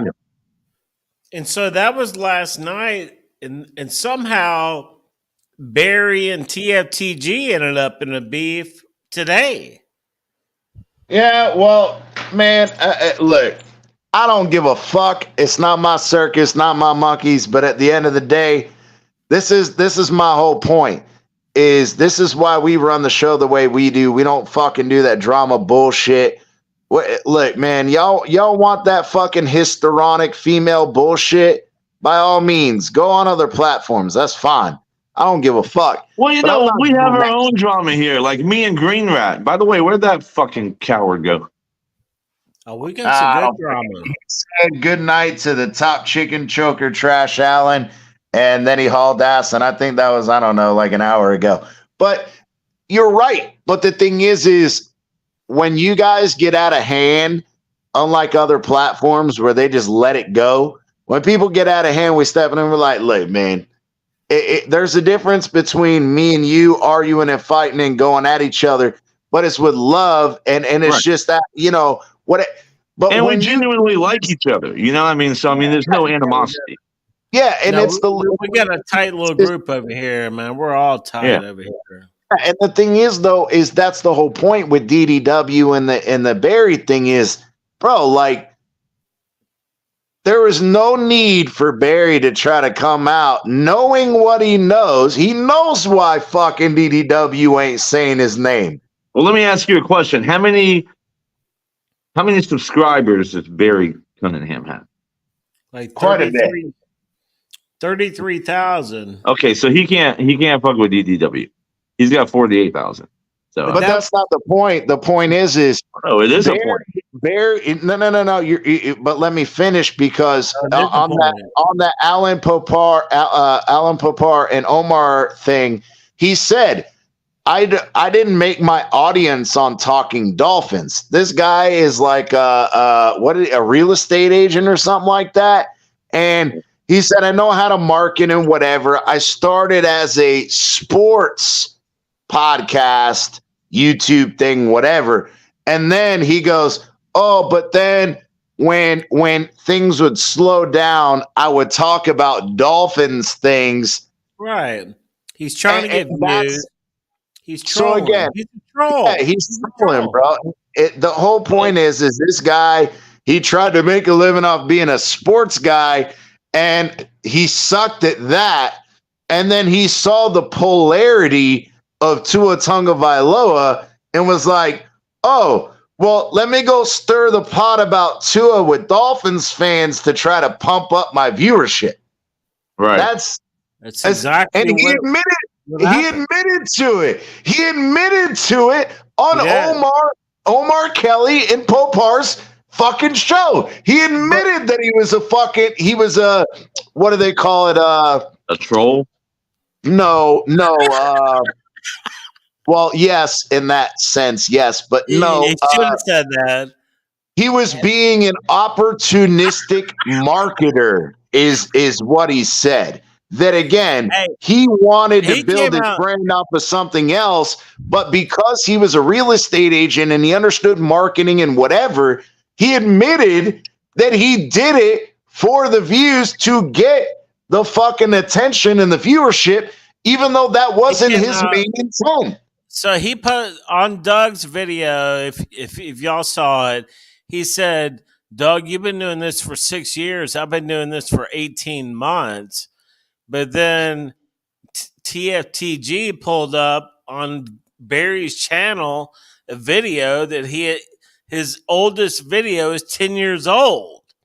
He's been Yeah, doing and shit that's for 10 He years. didn't get 33,000 subscribers in 18 months. So that's a fucking. No, exactly. and that's the thing though, is on the same podcast with Alan and them, he admitted that he started getting popular 3 years ago when he said when COVID started. So again, you're contradicting yourself, Well, they're bro. all saying Reason came out and did a damn 30-minute show talking about how Barry has bought all of his subscribers. He's paid for them. Yeah, we heard that, and we also heard the On narrative YouTube and Twitter. Yeah, that what was the other one? That's Reason said he was a rat and he's a snitch and all this bullshit or whatever. I heard that from somebody else too. But it's just ironic to me that the community and whatever that look, I think he's a piece of shit too. But at the same time, it's funny that people want to call out other people for being rats and whatever, but yet our fucking community is full of them. So, I mean, it is what it is. Listen, I know some people blow up really fast. I'm not going to plug it because it's a completely different genre or whatnot, but I have my own YouTube channel that I started 90 days ago. Today was the 90th day. So 3 months in, and I have 387 subscribers. Now, y'all know that's moving pretty quickly for a brand new channel without any influence, without anything, ground zero. Yeah. And you just don't get 33,000 in 18 months. Not with this type of content, at least. Well, so that's bullshit. But he's been Which is exactly the point that Barry expressed on that podcast was he wasn't Dolphin centric. He was sports in general. And then when he realized that he wasn't going nowhere with sports in general, he decided to take advantage of the polarity of Tua. And that's where he built his fucking subscribers. Is he talked positive about Tua for 2 years, got all the Tua and Tua lovers to go follow him. And then when he realized, okay, I got all the Tua lovers I can get, he turned around and started bashing Tua so he could get the followers of TD and other Tua haters to then follow his show. And he admitted this on the fucking podcast he was on. The dude doesn't give a fuck about Miami Dolphins football. He found an opportunistic way to try to make money, which again, I'm not hating on him for that. That's what he's doing. Yeah. No, I mean that's part of the strategy with YouTube, right? Like I hit up a bunch of Facebook groups to get off the, get the ground, get running, and I mean you do strategic marketing when you first start out. You pump out the shorts and all that, but still, you're not getting that type of volume. I mean, I don't want to say somebody's buying subscriptions, but you don't get 33,000 in 18 months without something. Yeah, and I agree, and that's my whole point. Especially when, again, you admit that what you were doing wasn't working until you capitalized on the polarity of Tua. I mean, the guy's been going for over 10 years. His right, channel, exactly. So he's lying right there, right? 18 months, even though on the other podcast, he said that his channel didn't start taking off until COVID hit, which was 3 fucking years ago. Right. So, what are you saying that you did it in 18 months, you fucking lying sack of shit? What was bizarre is the fact that he was like, DDW, I'm coming after you. And I'm gonna beat you or whatever. Whatever he said, it was fucking bizarre. I'm like, but this isn't even hard to find out. You go to his fucking channel and look at his history of videos and see like how long they've been rolling. Yeah. No, I see his videos with him up there flashing his Colgate smile. I mean, does he have videos from 3 years ago? Like consecutive? Yeah, well then there you go. Barry Cunningham. And he admitted on the podcast that he didn't start picking up a multitude of subscribers until the pandemic and Tua happened. He admitted him fucking self, bro. The motherfucker can't even keep his story straight, bro. That's the thing, bro. It's like I tell my children, bro, if you're gonna be a liar, you either gotta be good at it or just don't fucking do it. And I take the latter. Don't lie, dude. Just don't lie. I'm on, bro. I've been busting my ass with marketing, right?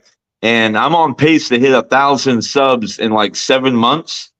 Just 7 months in. Y'all know that's fucking hard to do in itself. 1,000 in 7 months.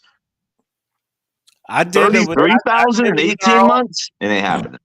I did that with our old channel. I got 970 something within about a year and a half. Yeah, right. That's hard to do too. And the average Ground Zero YouTube channel does like 100 subs every 2 months. That's the average. I'm trying to get that channel back. Don't sleep if you don't see that channel. That channel may be coming back. Right on. Yes, sir. We fighting with fucking YouTube. Fuck YouTube. I'm fighting YouTube hard trying to get that channel back right now. I put out a short every day. Every single day. That's how I started that channel. I have like in 3 months, I have 106 videos that I've posted. That's what you have to do. If you want to get subs, you have to pump out the content. You can't do like shit like we're doing. I mean, that just shows you me and CT aren't about, Barry's out here trying to get subscribers. Me and CT, although we're about to get that channel, I'm going to get that fucking channel back. I hope so, brother. I really do, man. It should have never gone away to begin with, No, we were literally 140 watch hours away from being monetized. We have 1,400 subscribers, and fucking YouTube want to play their fucking games. But it's all good, bro. The whole point that he's making, though, is we don't give a fuck about the money. We're doing this because we enjoy Dolphins and we want to talk football and everything. That's what we're here for. And that's why that guy Steve Malloy was in here earlier. We're sitting here talking Dolphins and fucking draft pick. People don't want to talk about fucking Barry Cunningham. Right. Exactly. And it comes down to, again, like we talked about, though. Look, we want to stay out of all the fucking drama. We ain't in, like Dudley said, that TMZ drama bullshit or crap or whatever he said, word for word. But that's how we are. But at the same time, we're going to stand up for the stand-up dudes in this community. We're not going to let fucking people do people like that. That's not who we are, bro. I'm sorry. That's not who we are. Yeah, no, Doug's a good guy. Doug, on my old school fucking Bleezy 38 videos, he would come in and comment on those. Right on. Long time ago. He would come in and fucking just say, like, good video, man, I agree with you, or some shit like that. Fucking nobody else like that was doing that shit. He'd pop up, I'd be like, damn, dude, I'm a big fan of yours, That's how he rolls, Y'all watching the slam dunk contest right now, or no? Nah, is it going on right now? It's going on right now, yeah. Who's in it? I don't even know, but that little short white dude, McClung or whatever his name is, he needs a 49.1 to win it for the second year in a row, and he's about to dunk. And he's got Shaq holding the basketball, so he's about to do something. He's about to jump over Shaquille O'Neal. He's gonna jump over Shaq? Yeah, that should. If he makes this, that should do it. Yeah, that'll be a wrap. He's doing it right now. I'll tell you what happens. He did it. It wasn't an impressive dunk, but he did jump over Shaq. That's impressive enough. Was it a teabag? Pretty close. I mean, that's what I was saying. Shaq, is he going to clear that, or are you about to get teabagged? Oh, yeah. He cleared him easy. He almost hit his fucking head on the rim. Wow. You know how sometimes the dunks can be more impressive the second time? Yeah, man. That's going to win. How tall is that dude? Can somebody Google, like, McClung, how tall McClung is? McClung? You got a first McClung, basketball player, McClung. Got it. He got all 50s. He got a perfect score on that dunk. So yeah, he won 2 years in a row. I found him. I'm trying to get some stats on him. Here we go. From the Magic? Yeah. Shooting guard.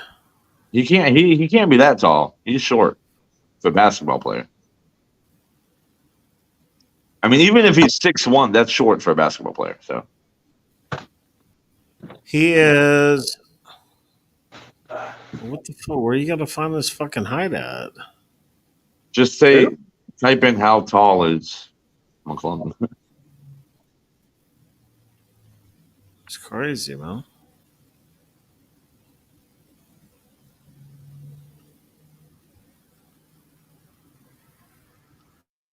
But yeah, man, my bad. I had to run out real quick. Who are you guys talking about now? That Matt the guy McClung? who just Matt McClung. How tall is that dude?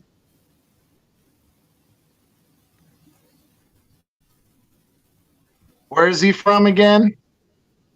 Plays for the Magic, but he just won the slam dunk. He's 1.88 meters. What the fuck is that? He's 6'2". He's 6'2".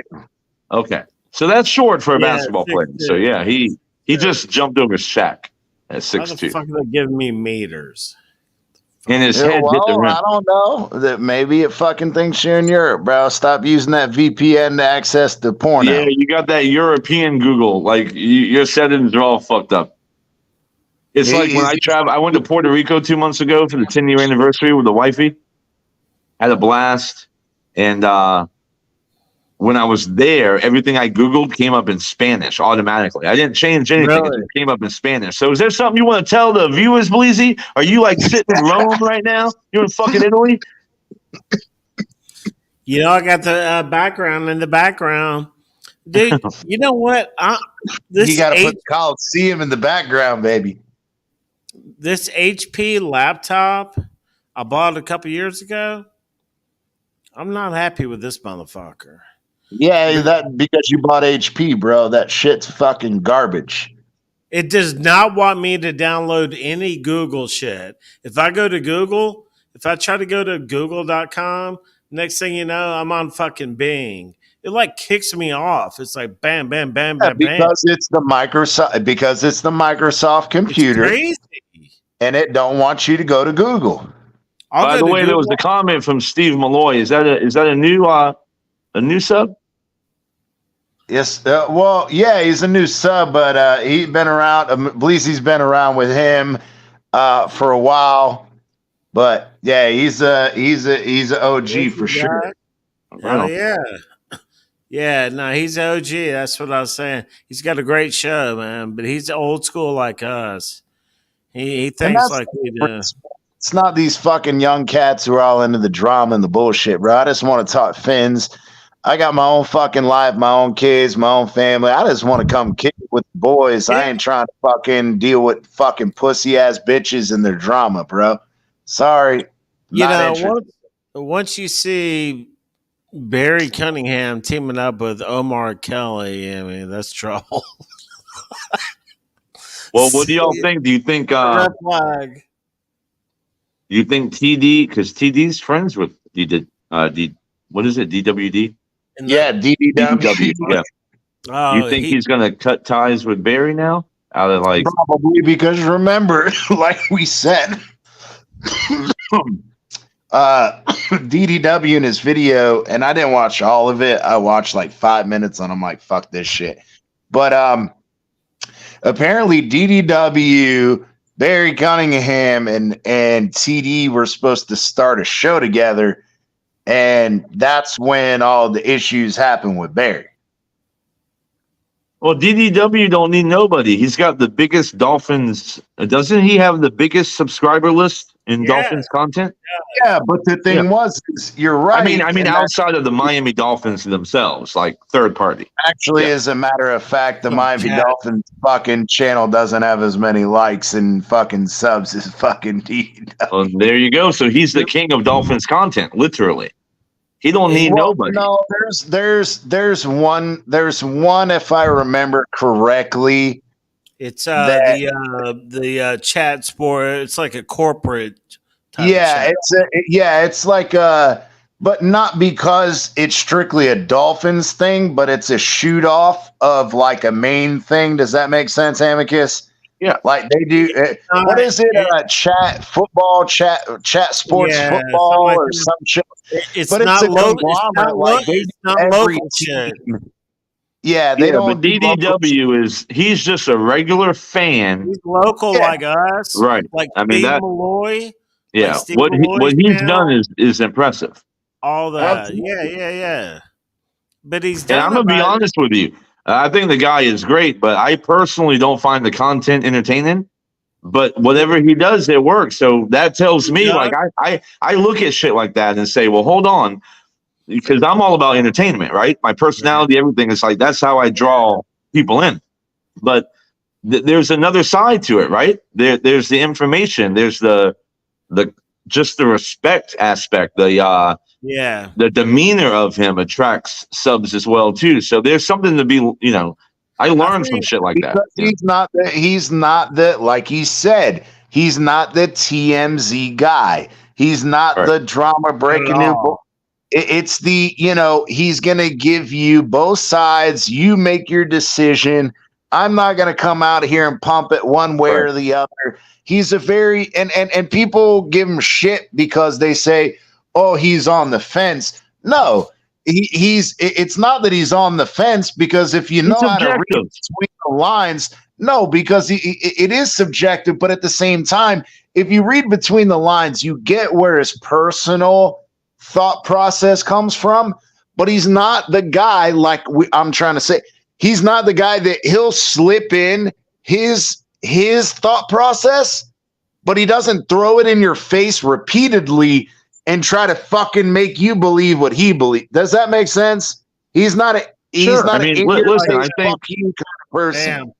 Well, I think in the long run, I think in a couple of years, TD will pass him, just because I think the shock jock entertainment is more powerful than the nice guy on these platforms. But kudos to what he's built, just being genuine and authentic. Well said, Steve. He's genuine and authentic. And you know what? I think what's helping Doug is he's up in that New Jersey, New York market, and there's a lot of Miami Dolphins fans up there, and I think he's locked them down. For sure. I think he's got a lot of. I think he started before everyone else too, right? So if he's a pioneer, he would get the majority of the market. I think that he said he's been around 6 years. Yeah. But we know plenty of guys that have been around longer than 6 years and don't even fucking sniff his fucking numbers. And I think that that's where I was trying to say. I think he found his niche. His niche is, again, I don't like this fucking out of control, hysteric fucking drama bullshit. I just want to come listen to a 15, 20 minute fucking show. Give me the facts, and then you're in Fort. Yeah. But you get what I'm saying, though, Amicus, is people don't want to deal with all that politic bullshit, all the drama. It's like, just give me the facts. Let me make my own decision. And I think he found his niche in that. Yeah. Yeah, for sure. Because, again, every other human being on earth, just like us, we're reasonable human beings. Yeah, when you understand the entertainment value, that's one thing. But at the same time, he doesn't worry about the entertainment value. He does it because he wants to give that honest, both sides. You make your decision, because he knows that's the niche, because 75% of fucking America is like that. I'll tell you right now, I found TD after the Miami Miracle. I started following TD first. And then not long after I found TD, I got Dudley. Dudley was pumped out, I believe, this is my opinion, when the algorithm, Dudley was being pumped out to all the TD subscribers too. Because as soon as I found TD, all of a sudden I got Dudley's channel and I subscribed to him too. You know, and next thing I know, I had Larry L. Larry L. was doing it. We remember him. OG, baby. Yeah, Yes, well, sir. I mean, Subscribe listen, to these him. little sports podcasts that y'all have and everything, it's easier, in my opinion, to get quick sub because of the competition. You know, like when you look at the keyword ratings. I don't know if you use like any kind of search engine optimizations or whatnot, but you can look at the keyword ratings, and you're gonna get low competition with content like this. There's just not a lot of people that do it. Yeah. And so as soon as somebody is typing in Miami Dolphins content or podcasts or whatnot, you're going to be up there. Yeah, that's why we do the hashtags and all that good shit. You know, the only thing you can do is you bring as much audience in as you can. The ones that stay, and that's just how business works. Yeah, it's like you said with the shorts. It's you bring in the viewership with the shorts. It's like every other human being. We're all fucking human beings. We go onto YouTube and we watch the shorts. And then we're like, oh, that's a cool short. Let me hit the like button on that one. And then after a month or two, and you see fucking 40 or 50 good fucking shorts from this guy, and you hit the like button every time, and he keeps coming up, then you're like, all right, you know what? Fuck it. Let me go see if he's got any regular videos. And that's how you draw in the audience. I don't even have any regular videos yet. It's just shorts. I average 5 new subs a day. But I recently got shadow banned, and I know I got shadow banned for repetition. But I got something for that. You wanna plug that channel? It's not even in the same stratosphere, so there's no point, bro. It's completely different. Bro, you know the boys that love you over here still gonna go give you some love, bro. Text it to me. I'll throw it in the fucking chat, bro. It's not sports related at all, CT. It doesn't matter. Boring shit. Nobody in this genre would give a fuck. But it's something that I'm doing and testing, different stuff out. It's fun, but I mean, it's frustrating, man, because I probably got like 200 subs in a month, right? And then all of a sudden, at one point I was hitting 10, 12 new subs a day. And every short would go like 800, 900 views, 1,000. This is from ground zero. And then all of a sudden, boom, drops down to like 100, 200 views. And I know I got shadow banned, but I'm learning some neat stuff because of it, and how this whole algorithm works. And it is strategic. It's definitely strategic. We'll definitely talk to you about it, because we've done it long enough that we understand that. And sometimes they do. What happens is once they see you taking off a bit and you're not paying in, and they're not getting ads off of you, and they're not making money off of you, absolutely they go, all right, let's put this guy on the back burner.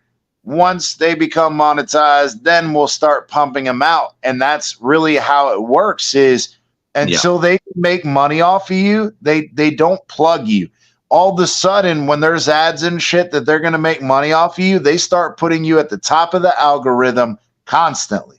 And we saw that. Literally, we were 140 hours away from becoming monetized. And literally, we were gaining 10, 12 fucking viewers or subs a day, because like you said, oh shit, we're about to be monetized. We're about to make money off them. Let's start pumping them.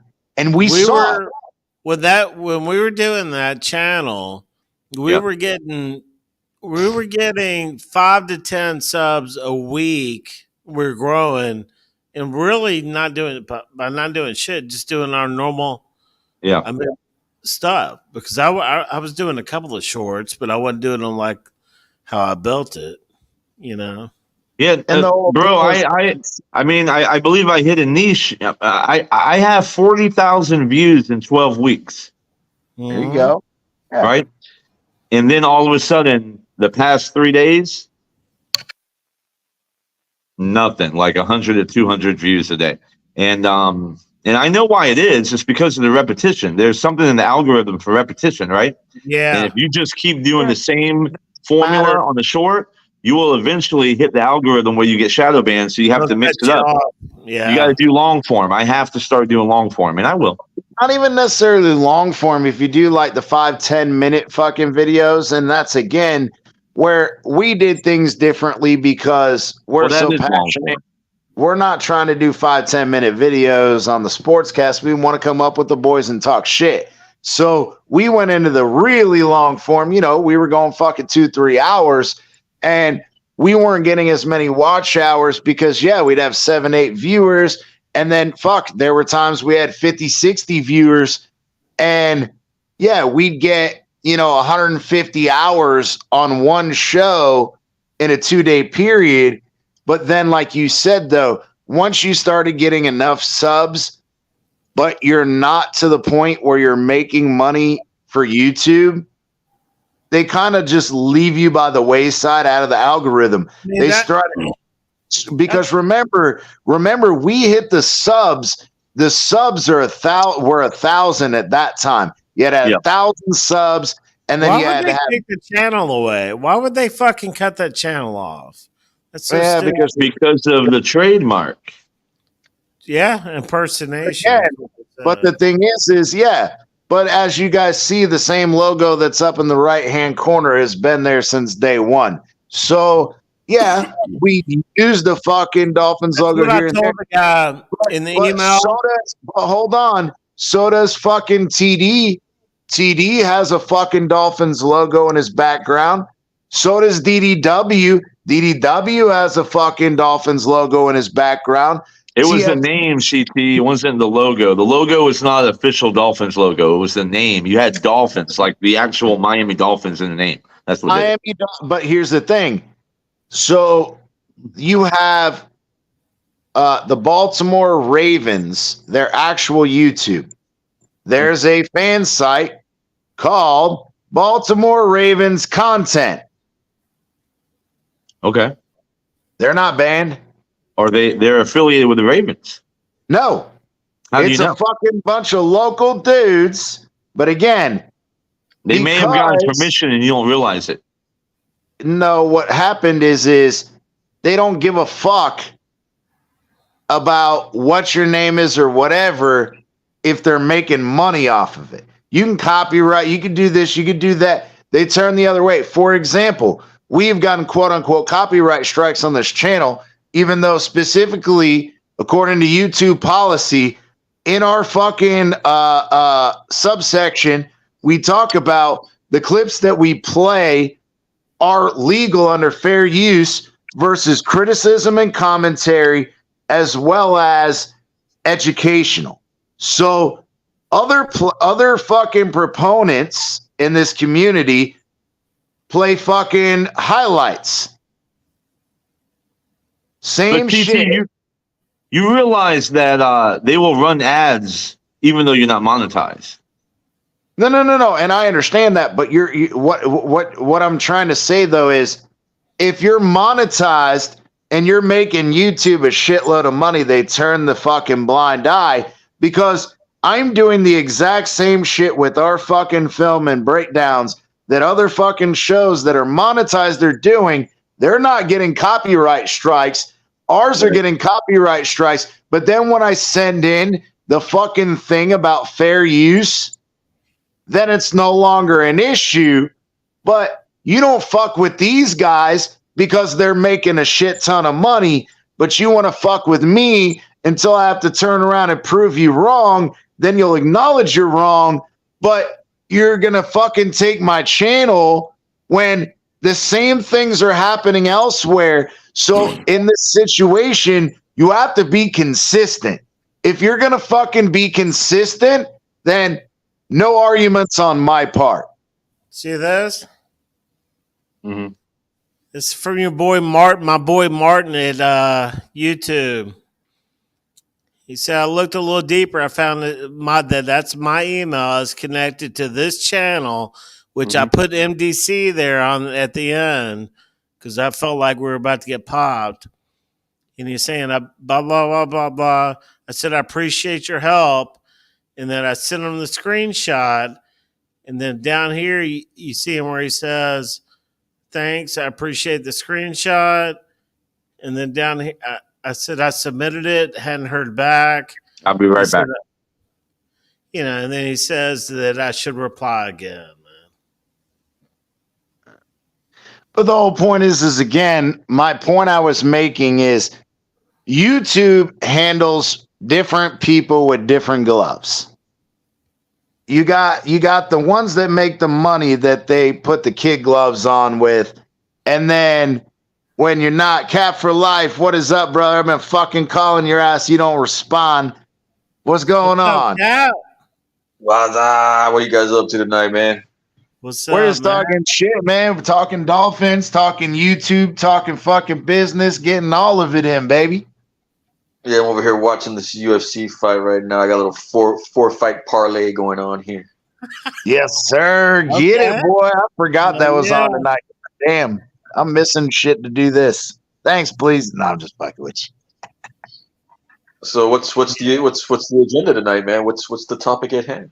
Oh, man, bro, there's fucking 20. We're all over the map. We were talking about Anthony Weaver's first press conference, the first impressions after his first press conference. That was kind of the main gist of the show, and then we went fucking everywhere. So what do you think, man, after listening to his shit? What do you think, brother? No, I think, it's going to be typically like, what's going on, Steve? Yeah, it's, Flores had the New England guys come down. You had McDaniel bring his crew down. Expect a lot of Baltimore guys, free agent-wise, come down here, so that's a good thing. At least we're going to have some depth with proven players. Not that I'm jumping the gun, but most likely that's what's going to happen. But, if he's proven already, he's been a coach before, he's done defense before with the Texans. As long as we have, no type of rookie growing pains moving forward, because, this team's ready to go, And I agree, but what do you think about, so let me ask you this. I think the biggest thing that I took out of his press conference is one, his almost exact identical replica ideology of Mike McDaniel with his adversity gives you gifts bullshit. But the one thing that really caught my attention was when they asked him about who would you like to model yourself after? And he talked about Romeo Crennel being first off because of his no-nonsense teaching technique, the way in which he rewarded hard work, he instilled hard work in his players. And then he talked about, on the opposite end of the spectrum, John Harbaugh, and he said, just being there and the way he carried himself, the way he interacted with players, his ability to stay calm and not ride the roller coaster, to have a message every time he talked to the team, the way he carried himself in practice to motivate guys and whatever. It's almost like we've always argued about, okay, Josh Boyer, Brian Flores, young guys, yeah, they have experience, but they don't have the player aspect. And then you have the opposite of Vic Fangio. He's got all the experience in the world. He's just not, he's stubborn. He's not player fucking centric like Mike McDaniel. And then you got a guy who comes in and he's fucking almost identical to Mike McDaniel as far as ideology, revolving the players, but he also points out an old school guy who's no fucking nonsense. So are we finally going to get a guy that has the best of both worlds? One would think, he's got the pedigree, he's got the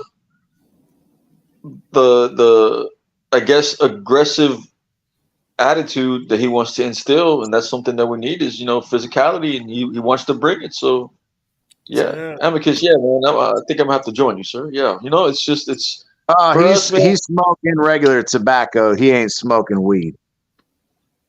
Oh, he's looking like Captain Arg. Yeah, boy. We can still join them. Yeah, We are. I am right now too. I'm smoking on Listen, this is the Bleezy and CT Smoke Lounge. It's not Miami Dolphins. Sir. But yeah, man. I mean, besides that, I just. What about the Jalen Ramsey thing? Him fucking flat out saying that Vic Fangio's a fucking idiot. When he said word for word that it's a terrible waste of Jalen Ramsey to just stick him at an outside or field corner position and leave him there. That's an absolute fucking swipe at Vic Fangio. Well, yeah, you know that was going to happen, man. I'm just more concerned about, like, once he left and I see Sam Madison and Ronaldo leave, it's like you figured Ronaldo was going to leave, but I would have thought Sam would have had more of a position. But that's just, you see Surtain leave and then you see Sam leave, and it's just like, what the hell's going on here, Well, I agree with that, but we know that and that's supposed to be the secondary. The secondary is supposed to be our strength.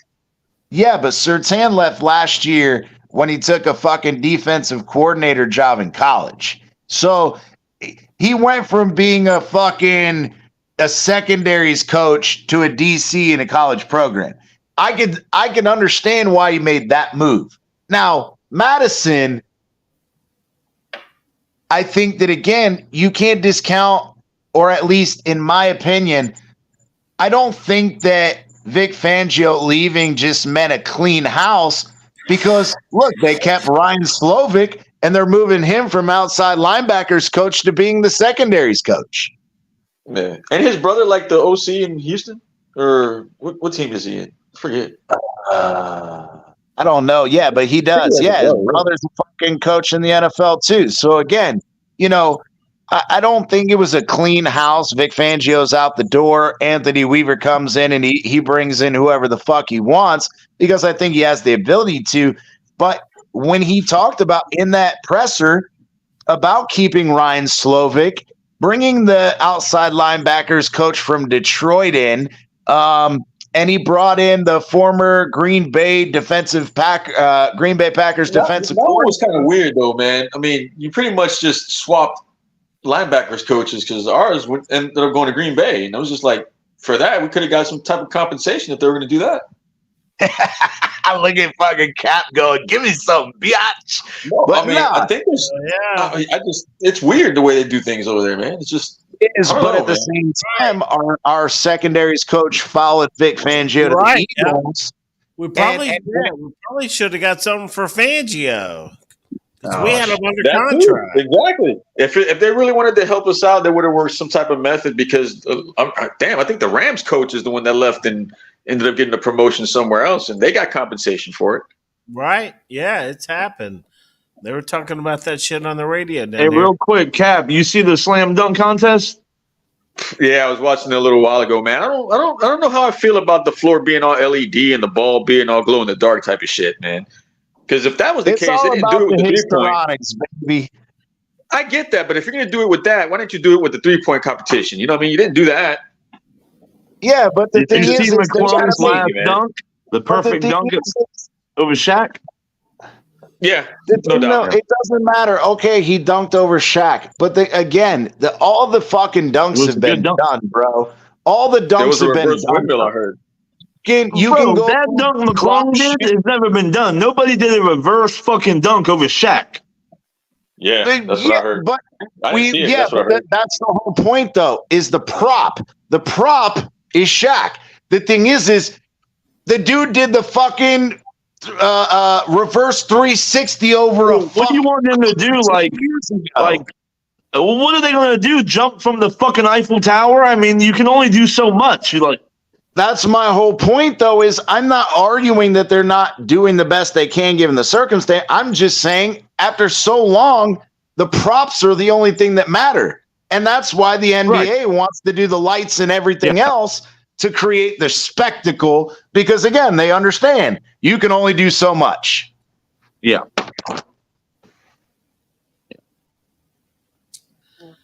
Yeah.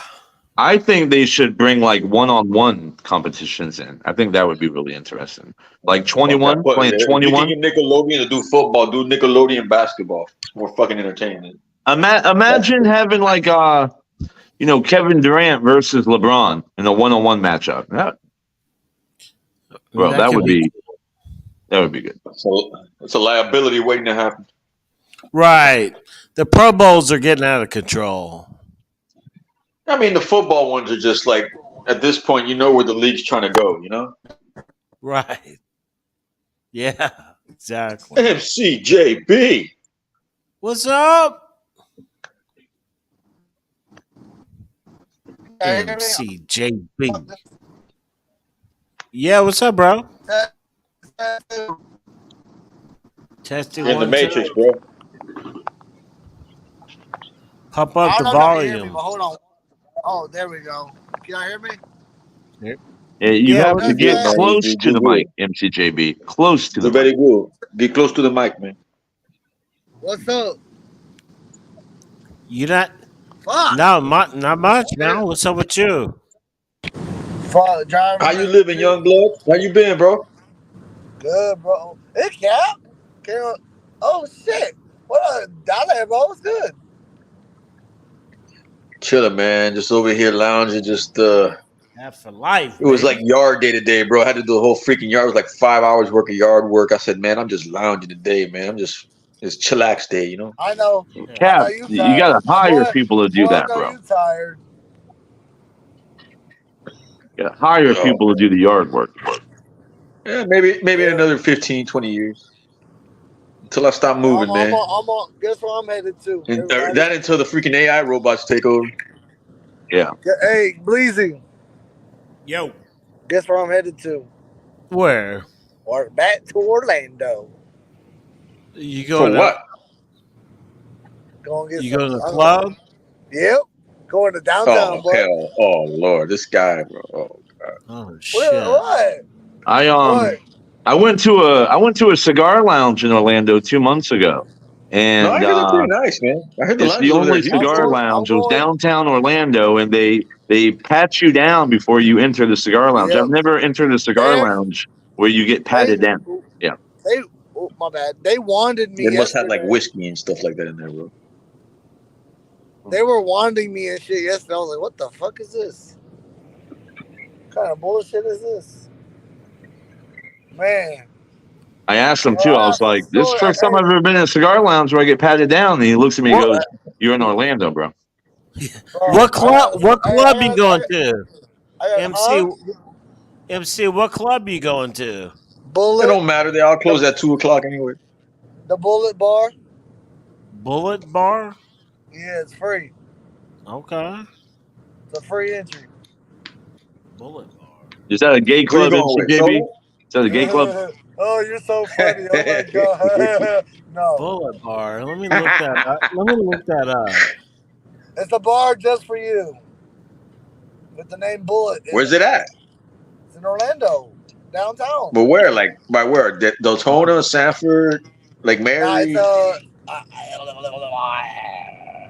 Hold on. Bullet It's Bar. south of Winter Haven. I think it's below Winter Haven. The fuck? Okay.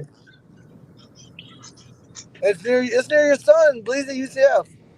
Well, yeah, no, I'm looking at the pictures, man. It looks on point. You can tell us, Bleezy. Is it a gay club? You can tell us. No, it doesn't look gay. I gotta go backstage. I gotta tell y'all some stories. Are we done or? It doesn't look gay. It doesn't look gay. It looks on point. It looks like it's probably going to be packed. Are we all? Are y'all done talking sports? I gotta tell y'all a story, bro. Oh my mama. Yeah. Social distancing. Yeah. I don't know. It looks like it's a popping off place, you know. But here's the problem. The problem is it's raining. I don't know if we're getting wet tonight, but shit. I mean, and if you're there, you're gonna get wet, and you're gonna have fun. Bleezy, I'm gonna be in Kissimmee, Florida in 2 months, bro. I'm gonna fucking call you. Holler at me. Man, hey, Amicus, one of these days, bro. I'm telling you, once we get that other channel back, bro, You got to fucking bring the kids down. I'm going to bring the kids down. Fucking Bleezy will be there. We're going to go fucking fishing, bro. He went on a fucking crappie fishing trip the other fucking weekend. I love crappie fishing. Love it. Bro, we going to have to fucking go out there and do it, bro. Redneck motherfuckers. I can fish crappie in my backyard. I'm going to catch it. I don't even eat the shit, but I'll catch it.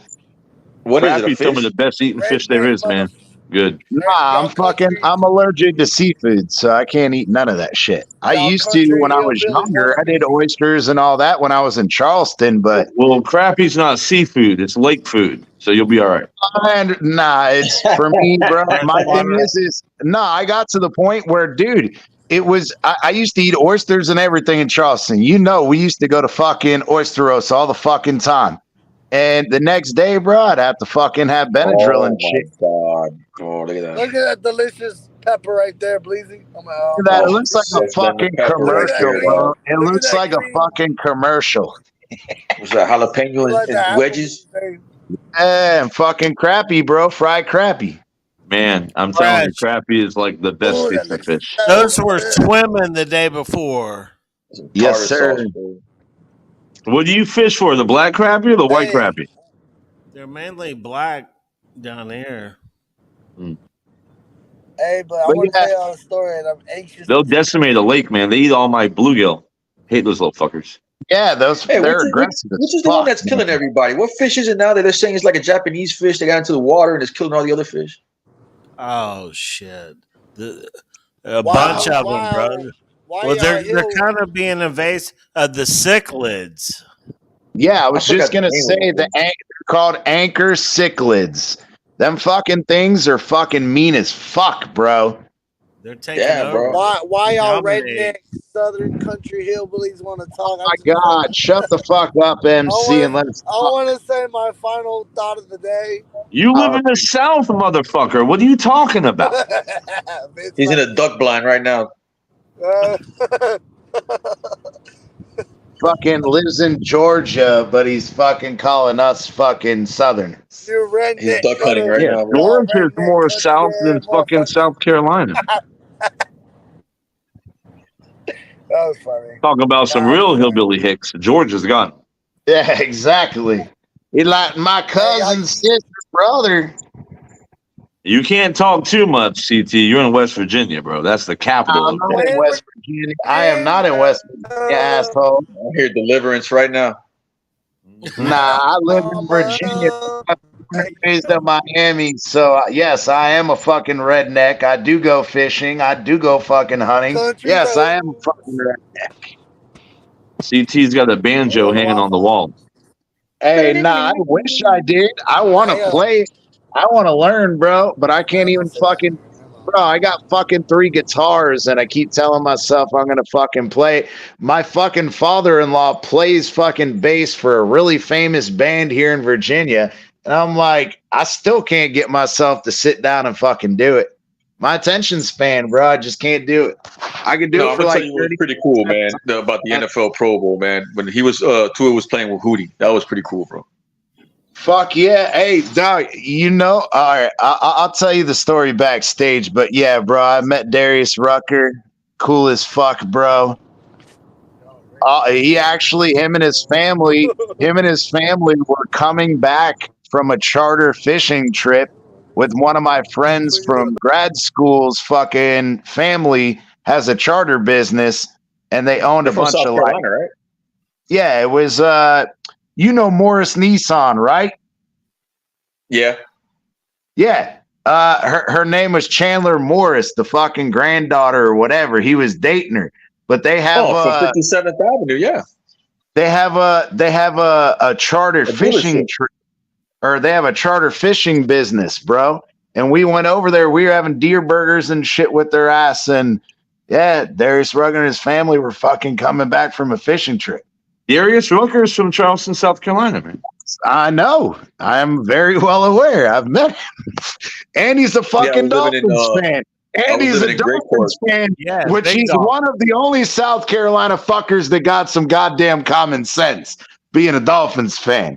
We're all Buffalo Bills fans here in South Carolina. All Bills Mafia. It's That's true. Where you like at? I said, South Carolina? stupid people in South Carolina. Like I said, Where you at? By Greenville? No, I live in Santee. I used to By stay Lake close to Marion? Malden. I was by Malden and Simpsonville. Okay. Right on. yeah, y'all know I was on James Island, baby. Fucking I grew up on Charleston. James Island. Yep. We grew up, Where's my that at, wife James Island? in Fort Johnson Estates. Yeah. Fort Johnson We lived State. across Fort the Johnson. street from fucking General Lee's like great granddaughter. What? I used to drive through Fort Johnson Estates Her to get name to was, James Island High School every day. What was her fucking name? We used to go up there at I know the basketball team. They used to play against what was it? Always ended with a Hill. Oh man, Chapel what's the name of that Hill. school? It's Chapel Hill, yeah. No, man, there was other schools too. I forgot. There's a lot of them. But anyway, yeah, man. The fact that Darius Rucker's a Dolphins fan, cool as fuck guy. But yeah, man, when Tua busted out the guitar on fucking Monday Night Football, I was like, oh shit. I was like, I thought he only knew how to play a ukulele, but he could play the guitar. Oh shit. I gotta get a ukulele too now, though, for fucking Tua. Let's go.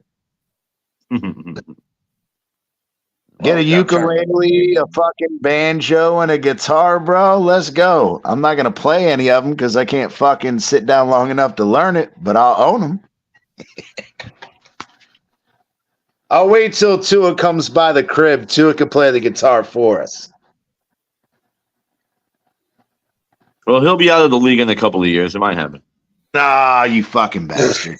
Well, hey, he'll last longer than Josh Allen's bitch ass. So, the one read quarterback with the noodle arm.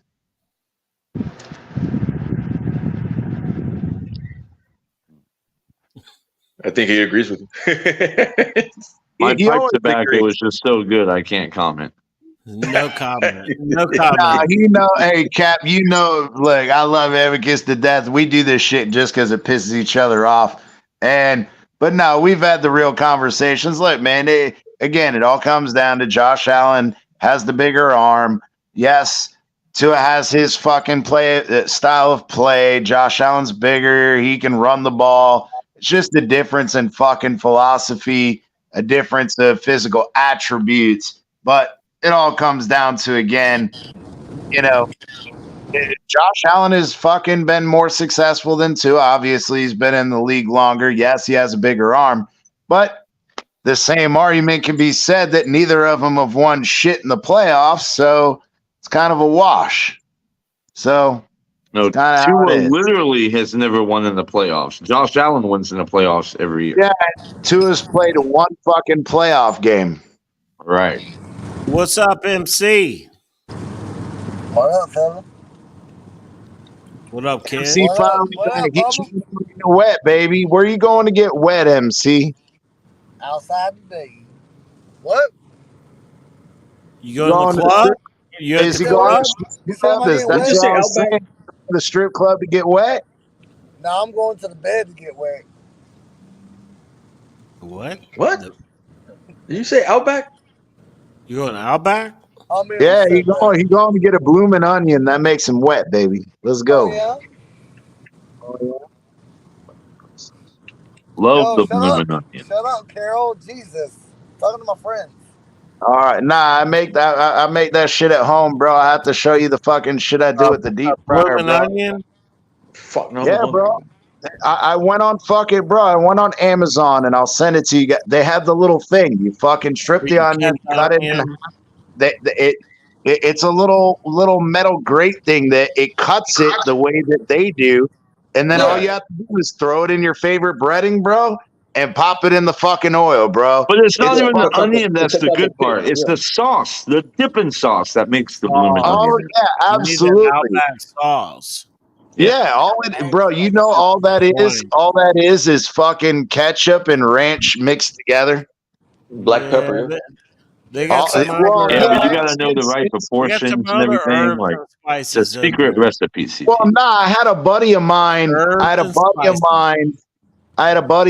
His little brother fucking was a manager at an Outback. And I told him the one time, I was like, bro, that fucking sauce or whatever, we were hanging out. And he was like, bro, you know all it is ketchup and ranch mixed together, right? Ew, what? Man, yes. Outback, yes, it is. I don't know if they still do, but they used to have some fucking slamming wings, man. Their wings were on point. Well, it's like A1. A1 sauce is ketchup and like Worcestershire or whatever. That's all it is. Yeah. It's the proportion, though. For like coconut that's shrimp. the issue. It's the proportion of, because, again, Outbacks. Like the grilled shrimp? Yeah. Yeah. What in the hell are y'all hillbillies talking about now? So, like that big ass it looks like a lobster. That sauce, the sauce, it's got the tang of the ranch, but you can taste the sweet of the tomato, right? And like Amicus said, you have to have the right proportion, because if you got too much fucking ranch, it's too tangy. If you got too much ketchup, it's too sweet. You got to have the fucking right exact amount. But what I'm saying is, I don't even know if they serve buffalo wings, but back in the day, their buffalo wings were fucking one of my favorites, dude. Where, Outback? Yeah. Outback had fucking ribs back in the day. Yeah, everybody changed their menu, bro. Ever since the pandemic, bro. Everybody just changed all their portions. Nah, it was way before that. It was way, because I remember we used to go to Outback and we get the steak and rib combo. And I haven't been to an Outback in like 3 years, but the last time we went, they don't even have that same combo. But the ribs, bro, back in the day, they were thick, they were juicy, and they were all shriveled up, dried out. Fucking been sitting in the fucking back for like 2 or 3 weeks. They threw it in the microwave and then brought it out to me, bro.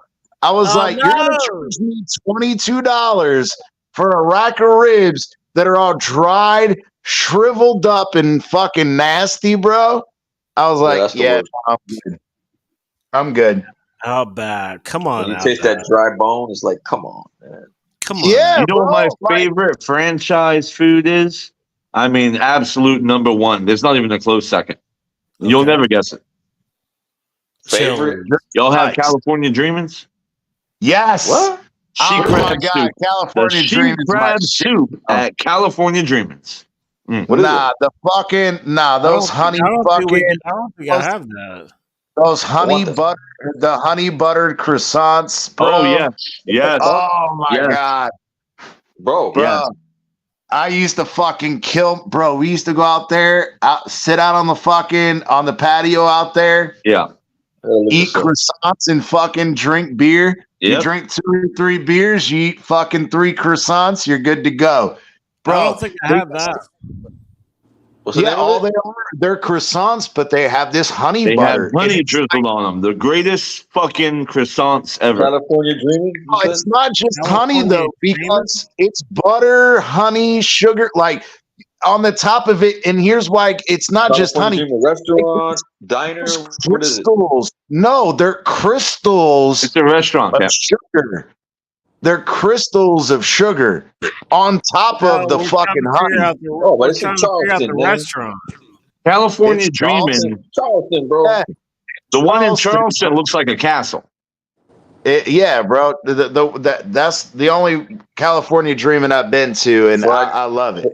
Fried crab claw, BBQ chicken nachos, cream spinach nachos. You're reading the menu. Nachos, bro. Hey, Amicus will tell you, on Folly Beach, you go to fucking Taco Boy. Five fucking beach. They got the fucking ginormous fucking nachos, and them bitches are banging. Hey, check this out. Hey, real quick, this is where MC's about to go. I didn't even realize when looking at don't it. want to see a gay club. We don't want to see a gay club Oh, you picture. found out it's a gay club for real? Yeah, bro, we don't want to see that. The fuck y'all talking about? If it has They got one strobe in lights, you Alabama already and know. Georgia. Yeah, I am going to Yep, Georgia. yep. Yeah, that's a gay club, MCJB. What the fuck are you going there for, bro? Come on. Oh my God! Shut your hillbilly redneck gun. That looks right there like at least $300 wasted right there, bro. I was gonna say, hey, it's gonna cost him more than that just to get in the door. The door It's is gonna be like free, $50 a drink There's no cover. plus the tip. Hey, you got none of go to the hold on, go to the one before that with the three dudes together. Oh yeah? That right there. There That's you what go, MCJB with the boys. It's all good, man. I mean, listen, nobody's to each his own. You know, we just you got to be honest with us, man. We're family. So you say it's free? Yo, gay ass. You say it's free, no cover charge? I mean, that's the only one I was really trying to show. Cover charge for the gay men. He just told you that. The straight men have to pay the cover charge. The gay men don't. Y'all here for the tiger? Y'all here for that tiger, huh? You didn't say you look like you pay for that shit. Y'all need to be here for a real one though. Tigers ain't real ones. You know what I'm saying? The real attract. Bring that camera down here. Yeah, you see it. You see it. Yeah, bro, you just got to own it, man. Like that donkey you right own there. it. Hey, Youngblood, you the better come funny out of there thing with something. is, You better come out of there with some talent, boy. Yeah, he get up gonna in be there, have a good time. Yeah, man, he's gonna go in there. And Have a great Can we time, bro. go backstage so I can tell this damn story? Have a great time. Finish the story, bro. All right, hey, we love you, boys. Hey, it's been nearly 3 hours. We're gonna take this bitch backstage. We're going off the rails. We ain't even talking about Dolphins shit. So we're gonna let you guys go.